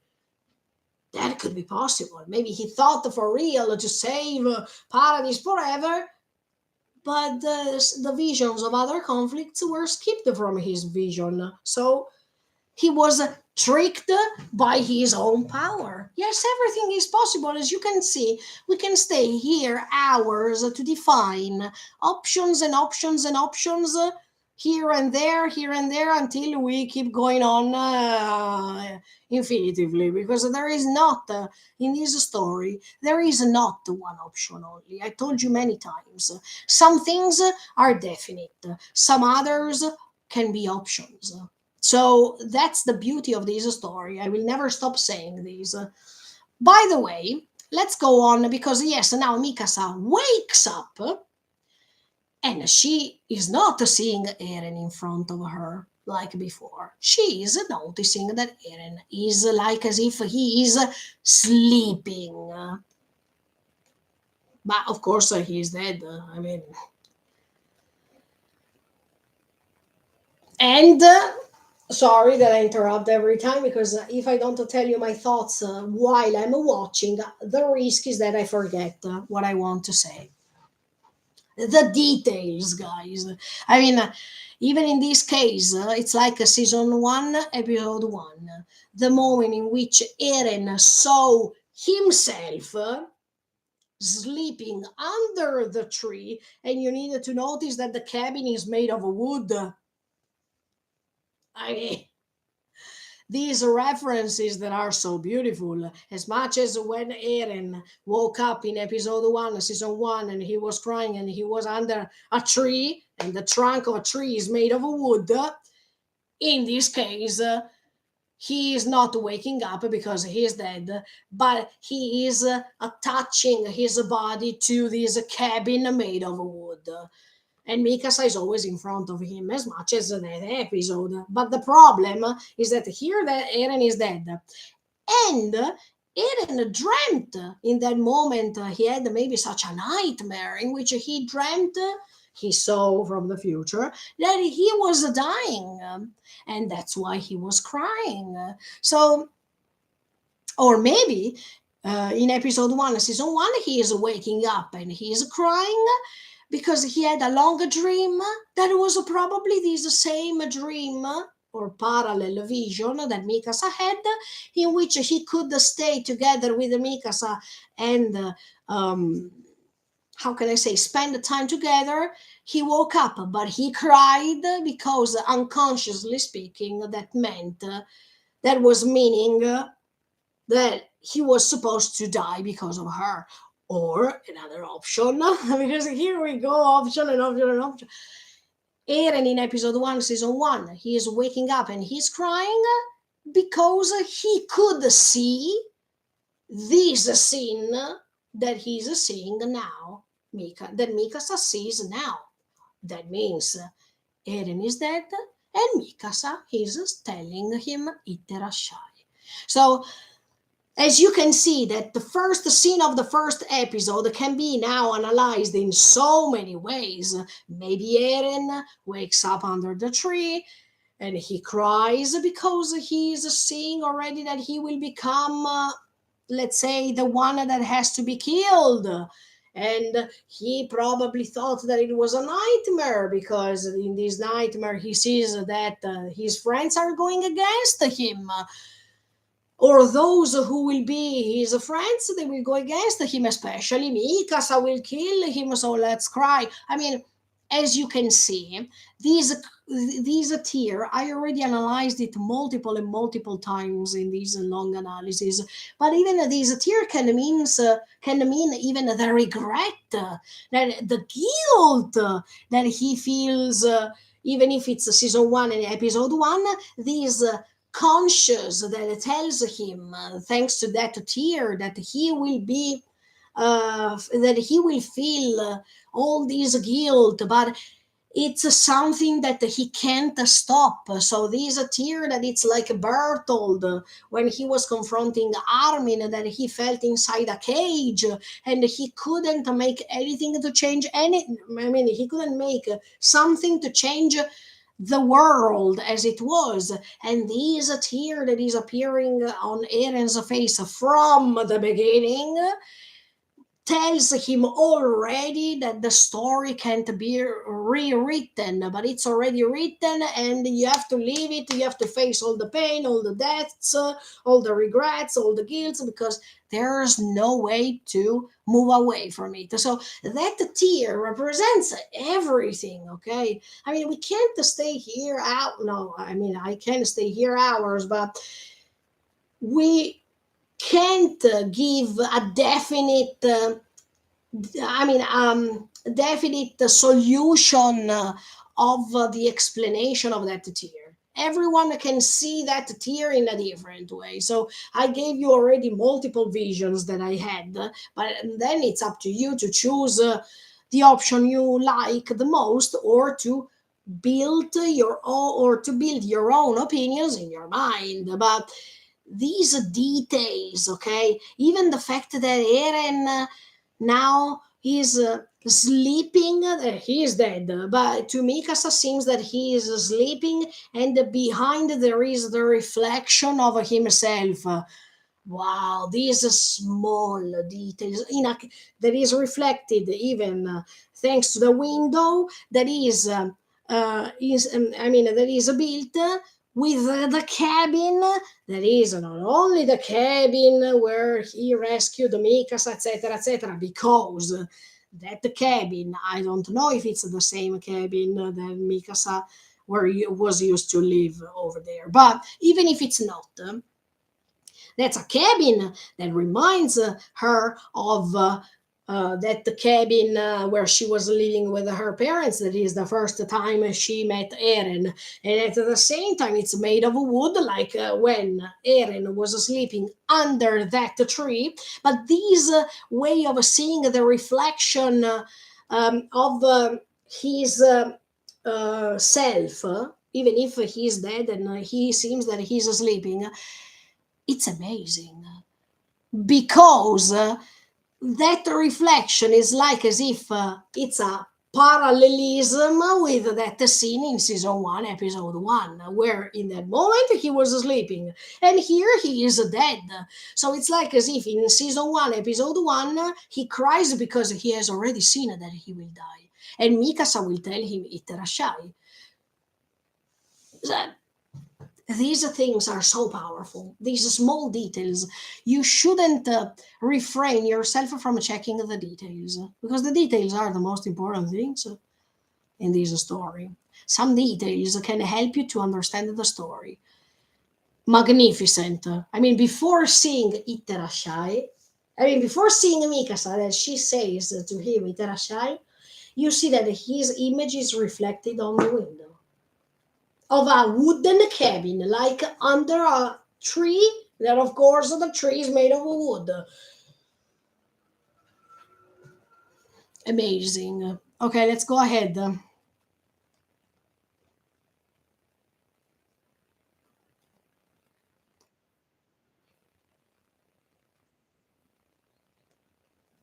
emotional. First of all, I wanted to praise Mikasa's voice actress.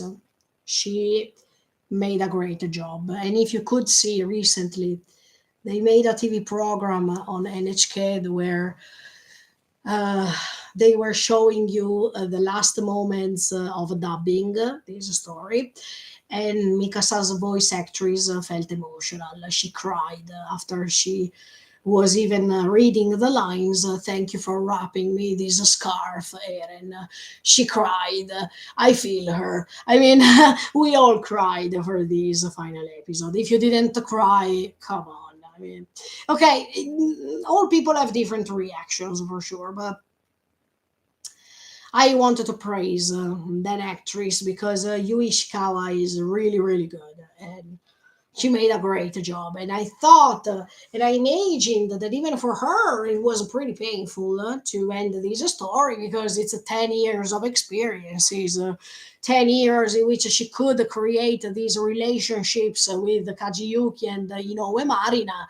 I mean, it's like a piece of your life. No, it's like it's a piece of your life. 10 years, it's 10 years. It's not 1 month. Even if it's 1 month, anyway, it's a piece of your life. But 10 years dubbing Shingeki no Kyojin, it's a long experience as much as for other stories. Look at One Piece. I mean, One Piece is a dub of the Mugiwara. They go ahead for 25 years when the One Piece will 26 or whatever. But when the One Piece will finish, I think that oof, 27. Yes, and I think that they will feel emotional too because it's a piece of their life lived all together. So, but yes, okay, going back, these Iterashai. Oh, okay.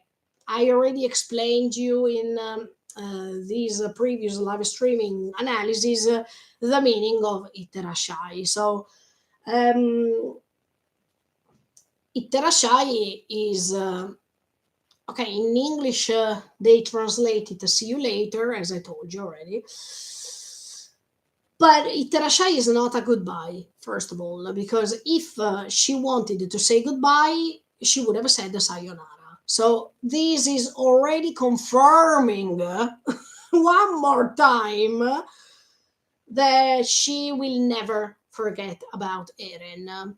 Absolutely. Yeah, the meaning of words that are used are so important. But at the same time, Iterashai means as if you know, let's say, that one who's going will come back. Or at least you hope that one that is going will come back. So I think that it's maybe the Eren of season one, episode one. He saw Mikasa waking up and trying to touch him, and touching him saying Iterashai, he also saw the scene that he is without his body. I mean, the face only. That's why maybe he woke up crying. So, as you can see, that tear can mean quite a lot, but maybe Eren in that sort of a dream saw exactly what Mikasa is feeling in this parallel dimension when she's kissing him. And she's also saying, without the rest of the body, Iterashai. And this can be a nightmare, okay, if you dream something like this. But let's say that more than a dream, Eren calls it a dream. It was a long dream. But if later after we understand that that's not a dream, that's just the connection through paths that can connect all aliens, especially the aliens who are Titan owners. And Eren, yes, at that moment he was not the Shingeki no Kyojin, but we understand that Eren is connected anyway, even if he's a little boy, he is connected through the paths because they are all connected, and also because he is later the Shingeki no Kyojin, and he can coexist the past, the present, and future. So it doesn't matter if Eren in season 1, episode 1 was not a Shingeki no Kyojin. He was dreaming, he was connecting himself to the past to see these things that were happening in the future. So, as you can understand now, everything or most of everything makes sense.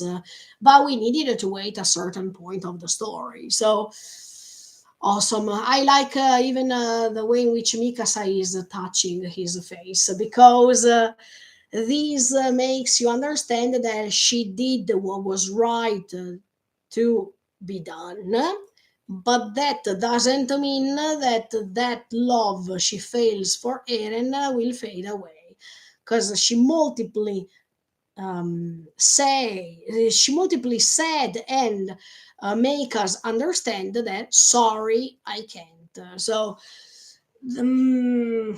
beautiful, so beautiful.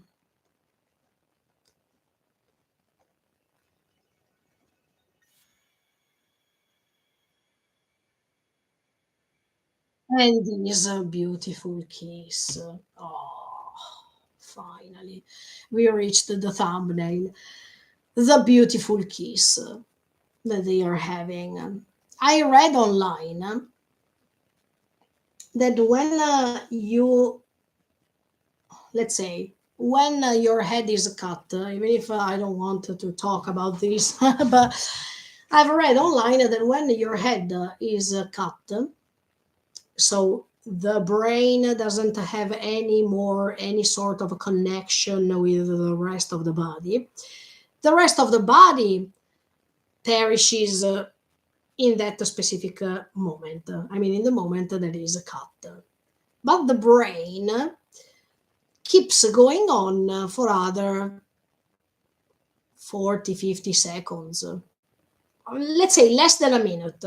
Less than a minute. So try to imagine this. Mikasa cut his neck, but she's kissing him. What if, based on science, I mean, based on anatomy, what if Eren felt that kiss?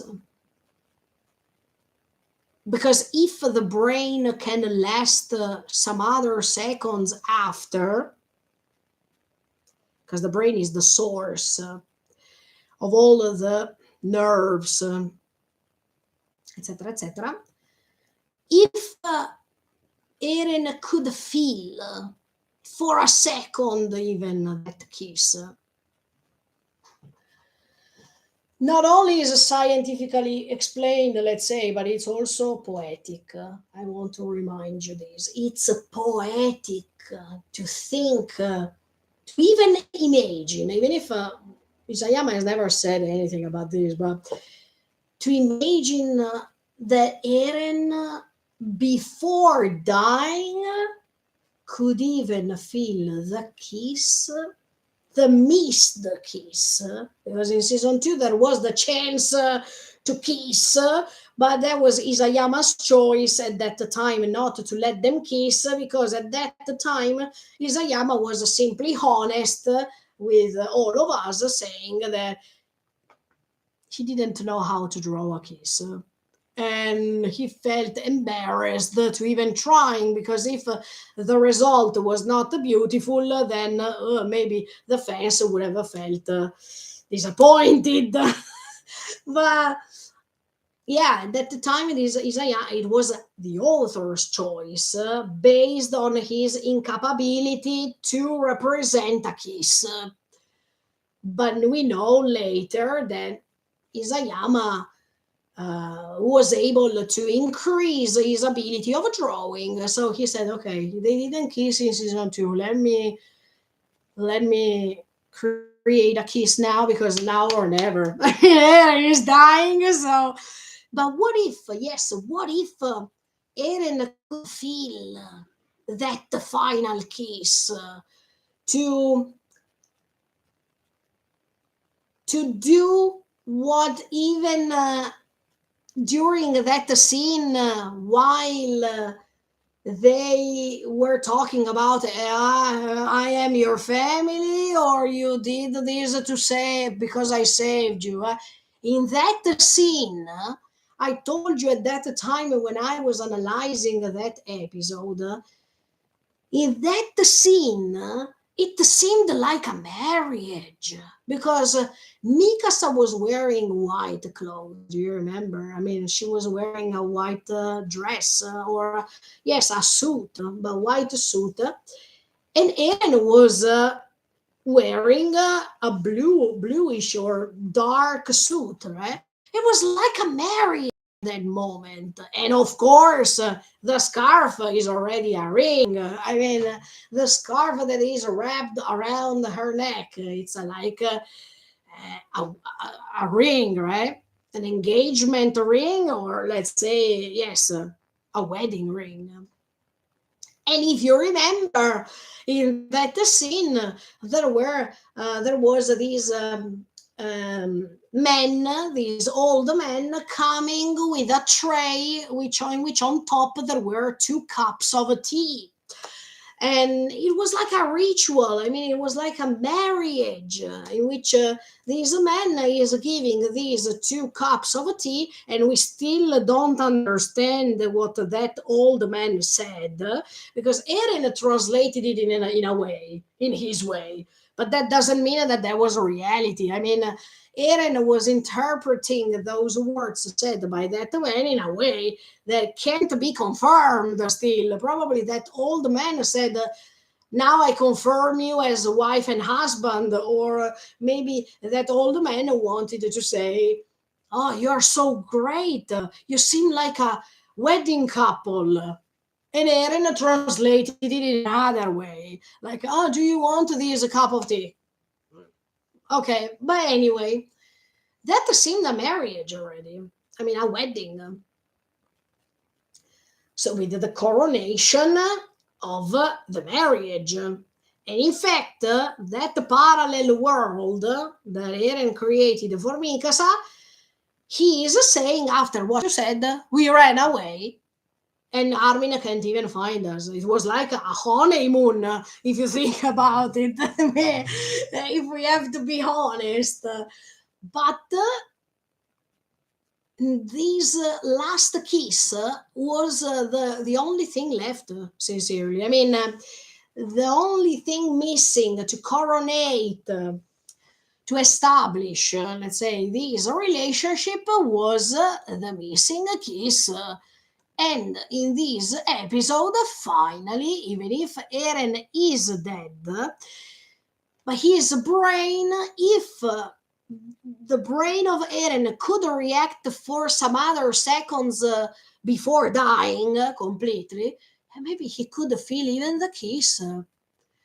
And the way they were looking each other before he was closing his eyes, it's like the way they were looking each other in season 2 when there was that love confession from Mikasa, but even from Eren. Okay, so this kiss is so poetic, but as you can see, as I told you already, this kiss is happening not only for Mikasa to confirm firmly that she will never forget about Eren, that she will never throw away the scarf, but also to see that this scene is happening during a tragedy, because Eren doesn't have his body anymore. Okay, he didn't have it even now because he was connected by, I mean, through the way in which he transformed into the Colossal Titan. He had his head only. You could see here that there was not his body, but he was connected to the body of the Titan. But this beautiful and poetic scenario is happening during a tragedy because Eren is dead. So, what I was telling you before some minutes ago, I mean, maybe 1 hour ago, I was telling you that this tragedy, that it's also so poetic. It reminds me the tragedies of Shakespeare, even if, of course, Isayama didn't take inspiration from it. But this is my feeling. I mean, what I feel when Shakespeare was making tragedies because of the ending. I mean, they are called tragedies because of the fatal ending. But even if they were tragedies, they were even super poetic, super romantic. And this huge contrast was making Shakespeare becoming super great, super admired, famous even now. So this contrast that you see even in this story, he is dead, they are kissing, but he has a head only. This creepiness together with this romanticism, this poetical way to see this moment, but it's also reflecting a tragedy because the blood is floating down on the ground. I mean, on the floor, there is the floor of the mouth of the Titan, but you understood what I mean. This creepiness, this little splatter scene, but it's also connected to the romanticism of the moment. So I really like it. Yes, this reminds me Shakespeare a lot. I mean, Shakespeare's tragedies. I already gave you an example, yes, but there are so many. The one that I can think about is Romeo and Juliet, just because of this tragical ending connected to love. One can't live without the other one. In this case, is totally the contrary because Mikasa will live longer even without Eren, physically speaking. So, being there, physically speaking. So, I'm not saying that it is exactly the same. I'm just saying that the feelings that we can feel here reminds me of Shakespeare's tragedies. Yes, these tragedy, these death, these blood falling down, but even these romanticism that it's not just made by the kiss itself, but even by these slow motion with the eyes of both that are matching, they are encountering. Yes, poetic, super poetic. But and it's so nice that they show you that that kiss seems so amazing because you see just their faces. Then when there is the other scene in which you see Mikasa with her entire body and Eren with his face only, you say, "Wow, that's creepy," but it's also romantic. If you follow the English literature, it's so romantic. And that's why I told you that here blood is not the main protagonist of this scene because in splatter scenes you see blood everywhere and it's like as if blood is the main protagonist as a splatter scene. But here you see that blood is not so much evident, or they don't want to pay attention on the blood specifically. And in fact, even the tone of the color of blood is not the usual color of blood that we see in other anime, which is, oh no, wow, it's creepy, but it's not so creepy. I don't know if you understand what I mean. And it's yeah, it has this romantic when, yes, but wow, wow, guys, the symbolism here is everything. As soon as Eren and Mikasa are kissing, first of all, behind Ymir, the sun is rising. Wow. That means a new beginning, something else. But even the sun that is rising to show Ymir that she could reach the goal she wanted to reach. The sun that is like a torch, that is underlining for Ymir that specific scene that she wanted to see. This is amazing. Or, as you can see, these teeth and this hole in the teeth that seems like the hole inside that tree where she entered the first time and she found this creature who gave her this power. And so here you understand that this source of light, it's like as if at that time she entered inside a black hole in the tree. And it was black, so it meant probably there is something wrong here. But now she is after this lightful hole. It's like as if at that time you went inside the tree and it was the beginning of the story. Now, and it was a dark story, but now that there is this hole in between the teeth, light that is so bright, it's like as if Ymir finally can go and reach her end. And this end will be peaceful, it will be bright, it will not be dark as she stayed over there for 2000 years. See, I mean, not only it can be the light that is helping Ymir to see that scene, but even, okay, if I am Ymir, I'm like, okay, I have reached the end of this story.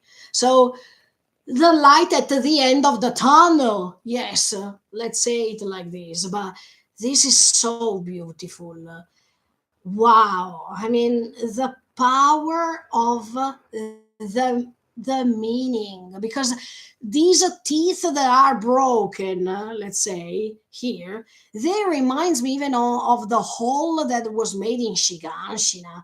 But this time, that hole is not a hole to create a damage, to create violence, to create um,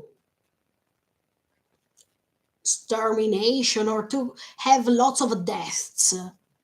This hole, after all the holes we saw in this story, that they were all dramatic holes, okay? And I already told you at the beginning of this live streaming, this light is this hole is so lightful, so bright, that gives you peace inside your heart. That's so beautiful.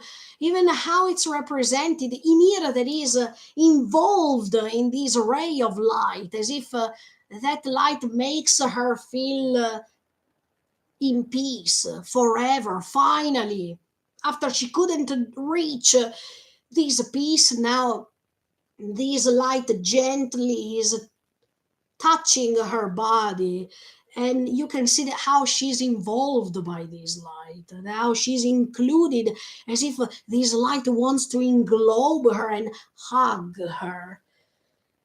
At the beginning, I mean, she felt hugged by Eren, because Eren needed her power for his own purposes. And maybe so, now I have another idea. Okay, I have another idea. Eren was hugging her.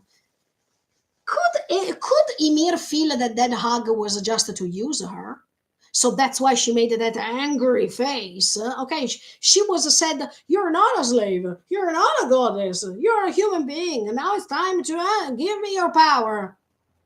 But maybe when she was hugged, she was feel comprehended, because someone could comprehend her.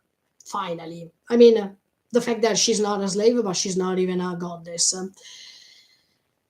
But anyway, she was used because that power was given to Eren. So It was not, look, I hug you because I feel so sorry for you. So let's go to a place where we can feel better together, blah, blah, blah, blah. No, anyway, at the end of the day, Eren is saying, give me your power. So, but in this case, the son that is hugging her, but in this case, this hug is nothing to be scared of because this ray of light is making her feel warm, and it's also reflecting this romantic and warm scene of this kiss, in which you can see all the hope of Ymir to to want to be like her in this case, because it's reflecting all that she wanted to do but she couldn't do. So Ymir for a second felt as if she was in Mikasa's position, while the cut head was King Fritz's head.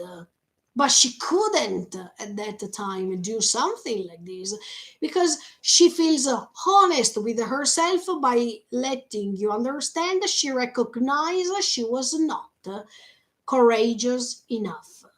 And that's so beautiful because she definitely wanted to be like Mikasa, but she is also understanding that love can exist without abandoning what we are. I mean, I can love a person without putting aside who I am.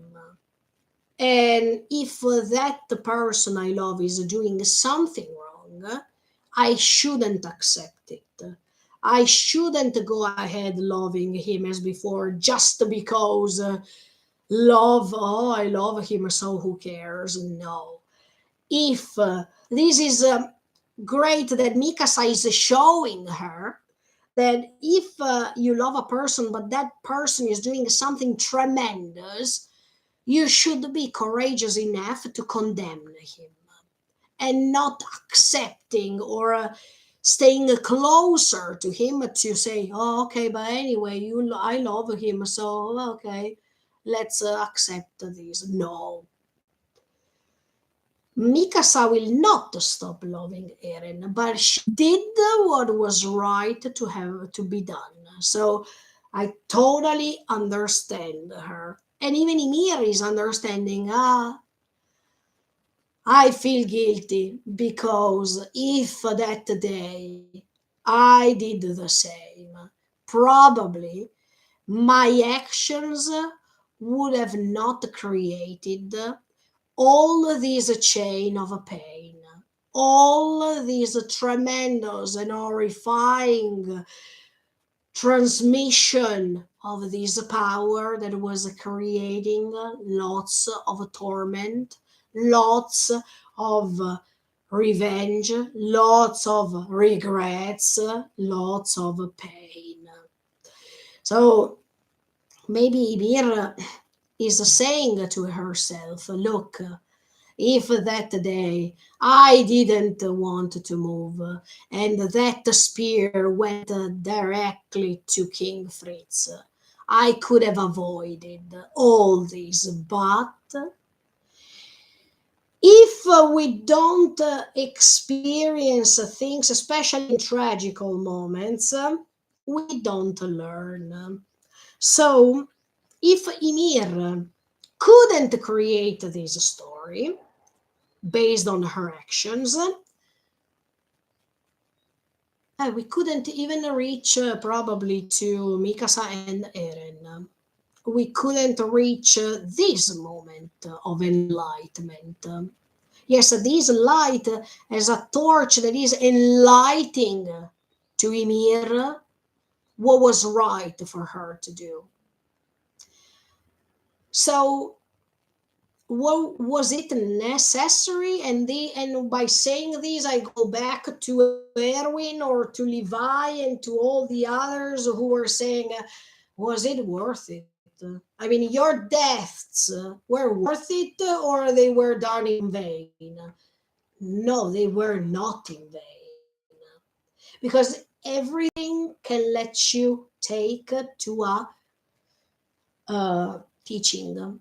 I mean, everything can teach you something, and you can learn from those things. Of course, people were not spared and they died, but they died for something that they thought it was good. So until their intentions were good, and until their ideals were reflecting exactly what they wanted to do, those deaths were never in vain. But at the same time, yes, if Ymir was not doing what she did, could the people learn from all these? Yes, it took 2,000 years, but it's better 2,000 years after than never. Then, are these things repeated in another way later? Yes. I mean, the world will not stop creating conflicts because human beings can't change forever. And they can't change simultaneously speaking. They can't be all the same. But anyway, it can inspire some people, people who maybe believed other things before. They are able to change their minds, and they can transmit their stories, their experiences throughout the generations. So do we hope that things slightly change? Yes. Can these things change humanity entirely? No. But the most important thing is that things like these are happening because there is the intention to keep trying, solving things.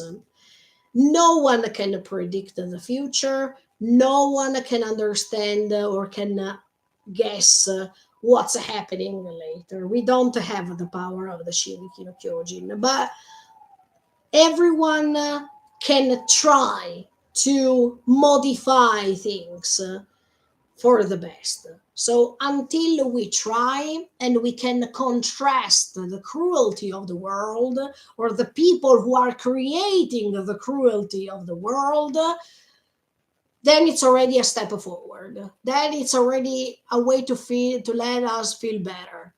So if we keep trying, it's okay.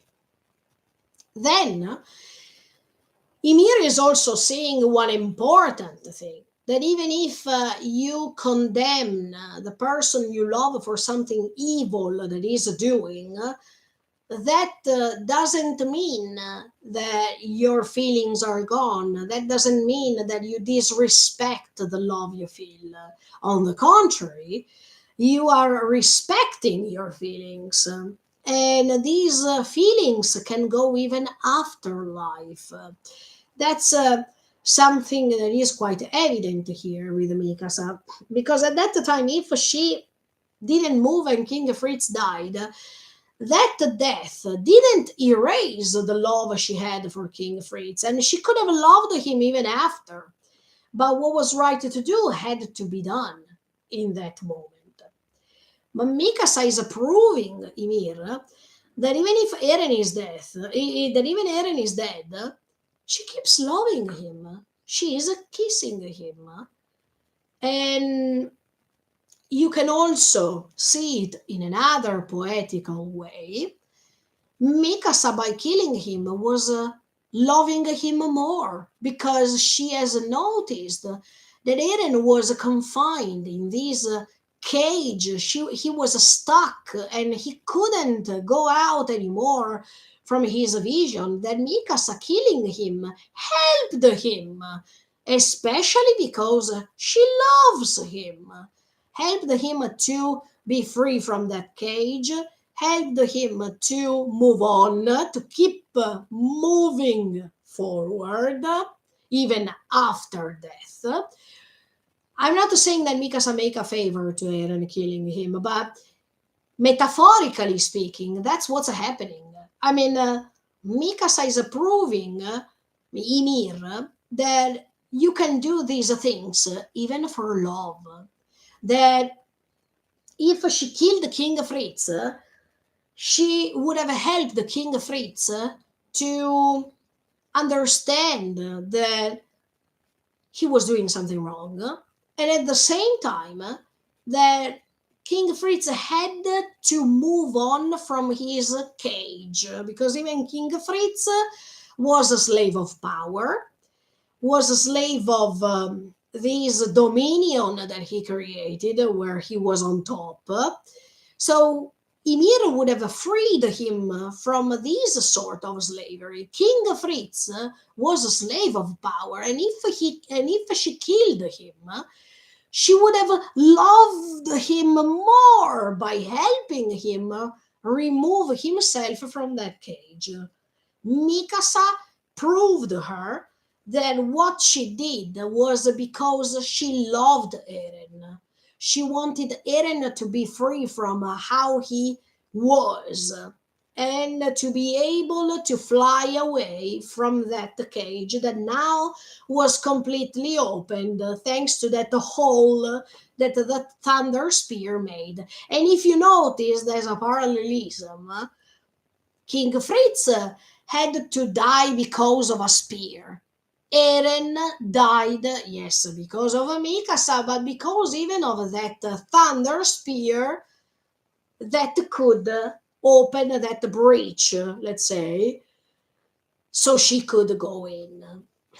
And I think that all this is pretty meaningful. At that time, it didn't work because Ymir interfered, and she was and she put herself in the middle.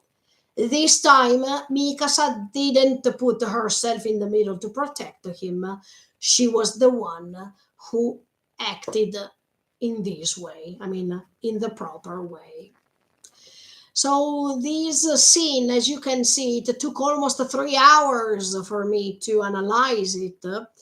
And I'm happy for it because it makes you understand that there are, yes, some scenes that you can analyze them in a few minutes, but there are some others that they require a special attention. I think that I will do the same even for the post credit scene, because that the post credit scene, it will take hours to be analyzed, to be honest with you. But I like to talk about these things because they are so meaningful, they are so symbolic that, wow.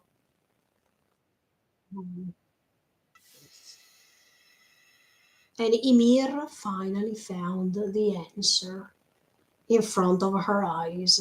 We can't see now. Oh no, actually, sorry. Oh yes, I think yes, Ymir now she doesn't have the blurred eyes anymore in this scene. I mean, while she's seeing the kiss, she has her eyes opened, and yes, it's a way to awake her. It's a way to let her go by knowing the answer, because she couldn't rest in peace without an answer about how she behaved and what she did that was wrong. But now that she has the answer, she can go. And it's like when people believe that spirits are stuck in a place because they have something unsolved. They have something that can't let them go. Ymir is the same. Ymir is a spirit because she is dead already. But that spirit was stuck for 2,000 years because there was something unsolved. And that something unsolved is the answer that she needed to have from Mikasa, from the person who could be so similar to her, but even on the contrary, so different. That could make a difference.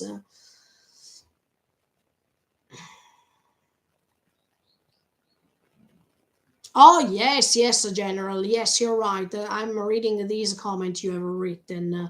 I've heard Tolkien said that a big thing about Germanic courage is fighting, even if it seems that there is no hope. But actually, yes, Eren Yeager has some German origins. Yes, I mean, that was supposed to be his nationality. Yes. It is interesting since how Attack on Titan is based on Germanic mythology culture as well. Yes, absolutely. Not only because Shiganshina represents exactly one German village that is in Germany, that you can find in Germany, but absolutely, yes, there is this will to move forward, except for the concept of the phoenix that I told you already in other and previous analysis. But absolutely, you're right. This concept of not giving up, but move forward and keep fighting for your will, your intentions. Yes, that's definitely coming from that type of culture too. Yes, thank you for telling me this. I mean, thank you for telling me this so I could say it, that too. Yes, because as you can see, sometimes I'm forgetting about what I want to say, or maybe I say it in the next analysis if it comes to my mind. So thank you for being here and telling me these things so I can be in time. But yes, we can even talk about the Nordic mythology with the Yggdrasil. That was this tree that was quite well represented even in Shingeki no Kyojin, because there is the upper tree and the other tree under it. We can talk about Ymir as the goddess. I mean, the god, because Ymir in the Nordic mythology is not represented by a woman, but it's a man. So things little changed a little bit, but the meaning itself is this. So the references that Isayama used for this story are quite multiple, let me tell you, and not just the symbolic references, but even the subjects that he took inspiration from. They are quite multiple. I told you already. So wow. We could, yeah, as I told you, we could stay here hours to talk about these things. And that's what I'm trying to do, because I'm making hours and hours and hours and hours of references and analysis, trying to make an analysis that is the best as possible. Because if I have other things to say, then.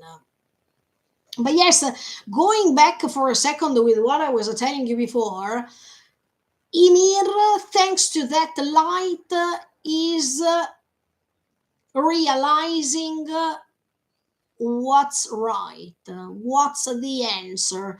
And thanks to that light, she can go out, as much as I was telling you at the beginning of this analysis, from this Plato's cave, from she can remove that veil of Maya that is well described by Schopenhauer in philosophy. So she can see, she can face what's the real thing, what was the answer, while before she kept feeling blind. As you could notice, now she opened her eyes and she could see reality. There are so many authors in the past who are talking about these innocence versus experience. Innocence because Emir was a girl, even, so she was a little girl, and then with the experience. She could grant maturity, she could understand the answer. But then we have even these a contrast that is used in literature, but even in philosophy, this illusion versus reality. These are things that can let you understand how reality is. And even, yes, these Plato's cave or these veil of Maya handled by Schopenhauer. I mean, all of these things that are universal because they are based on contrary. I mean, they are based on opposites, that they should coexist to reach a sort of learning path. But yeah, these innocence versus experience, even in English literature, so many authors, Wordsworth and Coleridge, that they were talking about this contrast. Even in Italian literature with Montale, we are talking about this illusion, these, yes, innocence and experience. That can cause a trauma, because when you realize reality, you realize that what you have always thought in your life was different, was something illogical, or was something that was not real. Okay, so this illusion, reality, this illusion, even Aaron had this illusion in the moment in which he discovered what was after the ocean. So all of these amazing things that we can capture thanks to these analysis, that is amazing. Yes.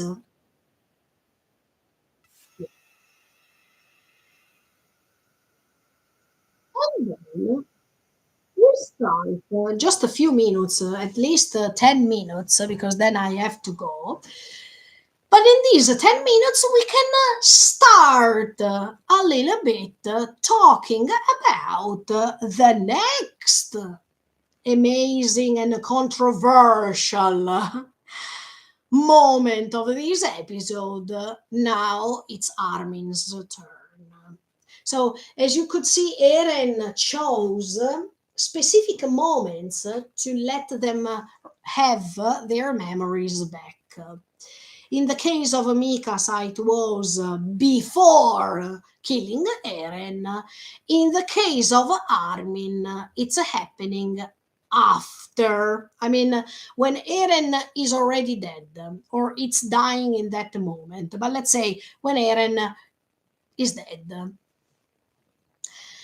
And we start a few minutes because anyway, tomorrow I will be able to handle this immense dialogue that Armin he's having with Eren.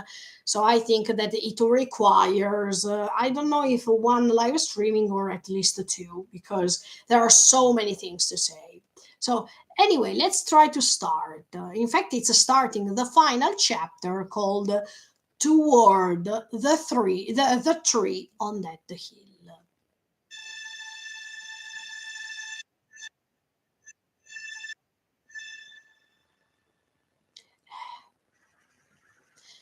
First of all, as it for Zeke, now Eren is facing Armin, but he is doing exactly the same things that he did with Zeke. That means showing him some moments, showing him some periods of time that they were living together or they were not. I liked that in that this segment of the episode is basically divided into three: the Eren when he was young, the Eren before leaving for Liberio, and the Eren that is uh, sure about the rumbling. That means when the rumbling was almost starting. These three moments are totally different. And these three moments of Eren's life define a different Eren. Why?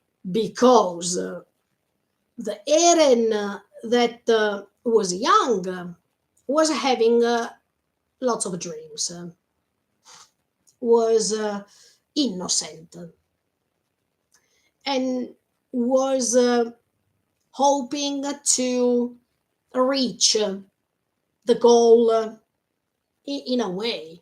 Because when Armin and Eren are talking about that book, they imagine to join the Chosahedan, or at least Eren wants to join the Chosahedan so he can go outside and discover the world. So the intention in that moment is definitely positive. And Eren had not only that dream, but he wanted to go there with his friends. So, I mean, with Armin and Mikasa, principally speaking, because at that time he didn't know all the others.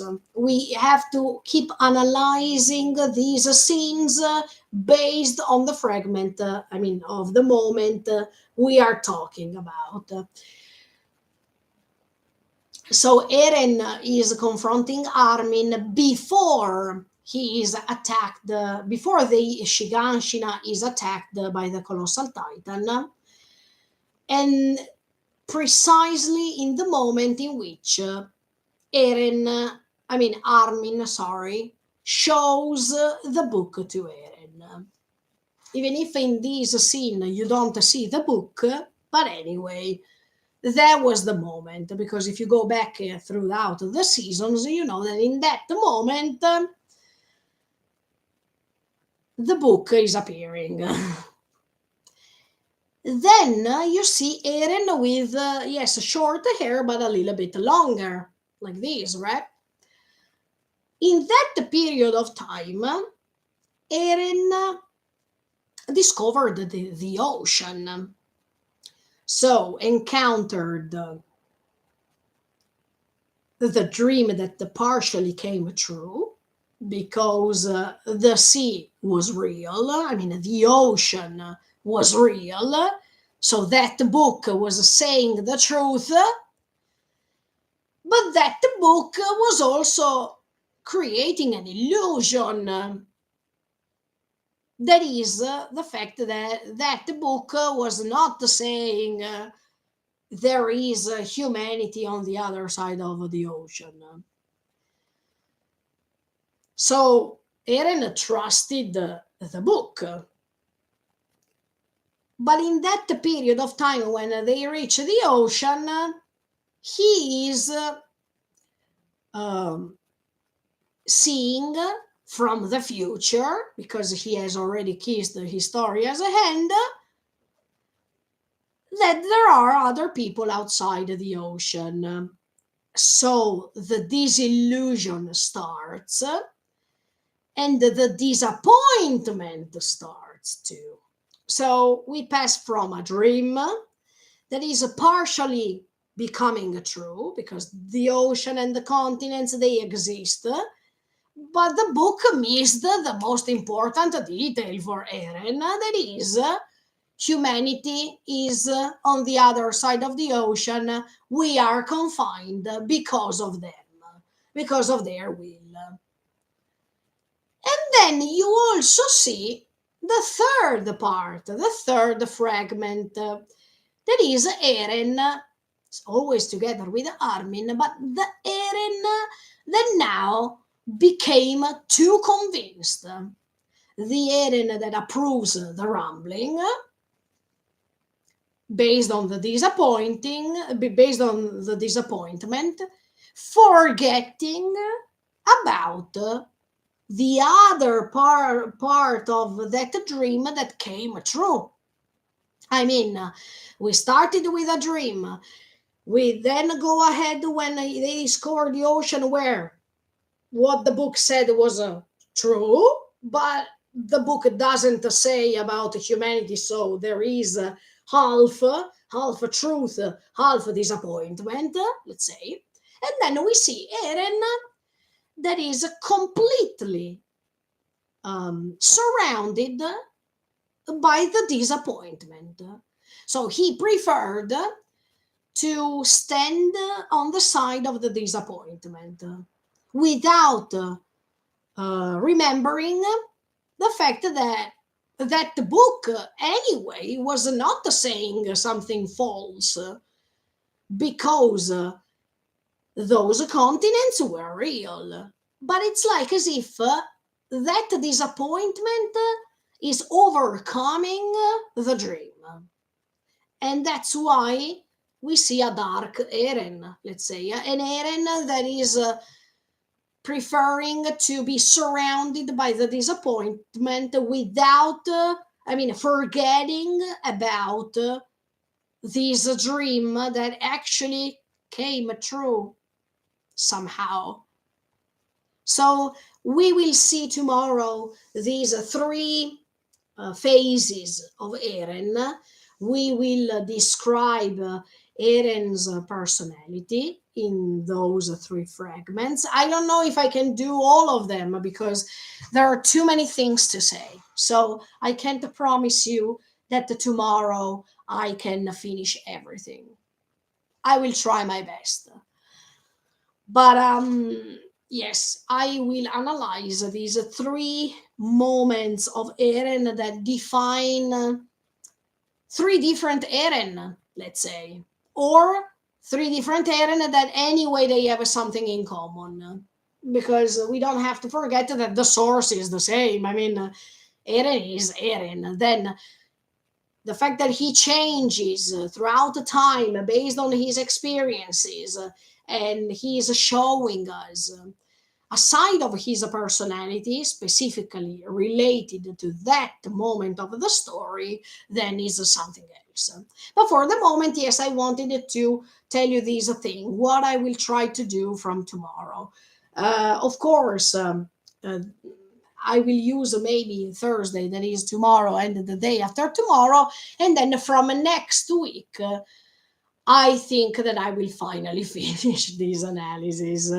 I'll try to do my best, guys, but as you can see, there are so many things to say, and it's the final episode, so I wanted to explore this story as much as I can before rewatching it, before handling the manga, because the manga is a totally different experience, and we will face it together.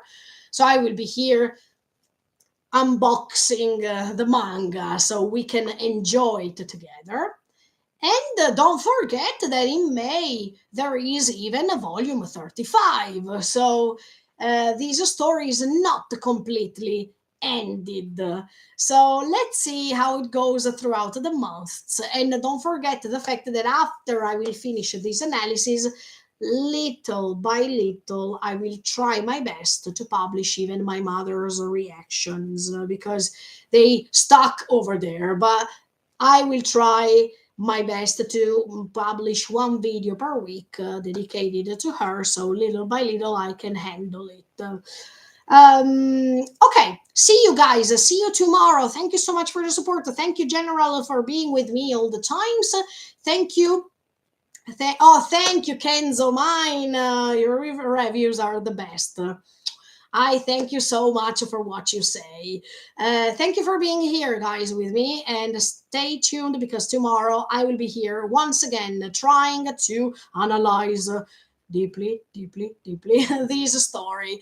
Thank you for subscribing. Keep subscribing to the channel for more and see you next time. See you tomorrow. Bye. Bye.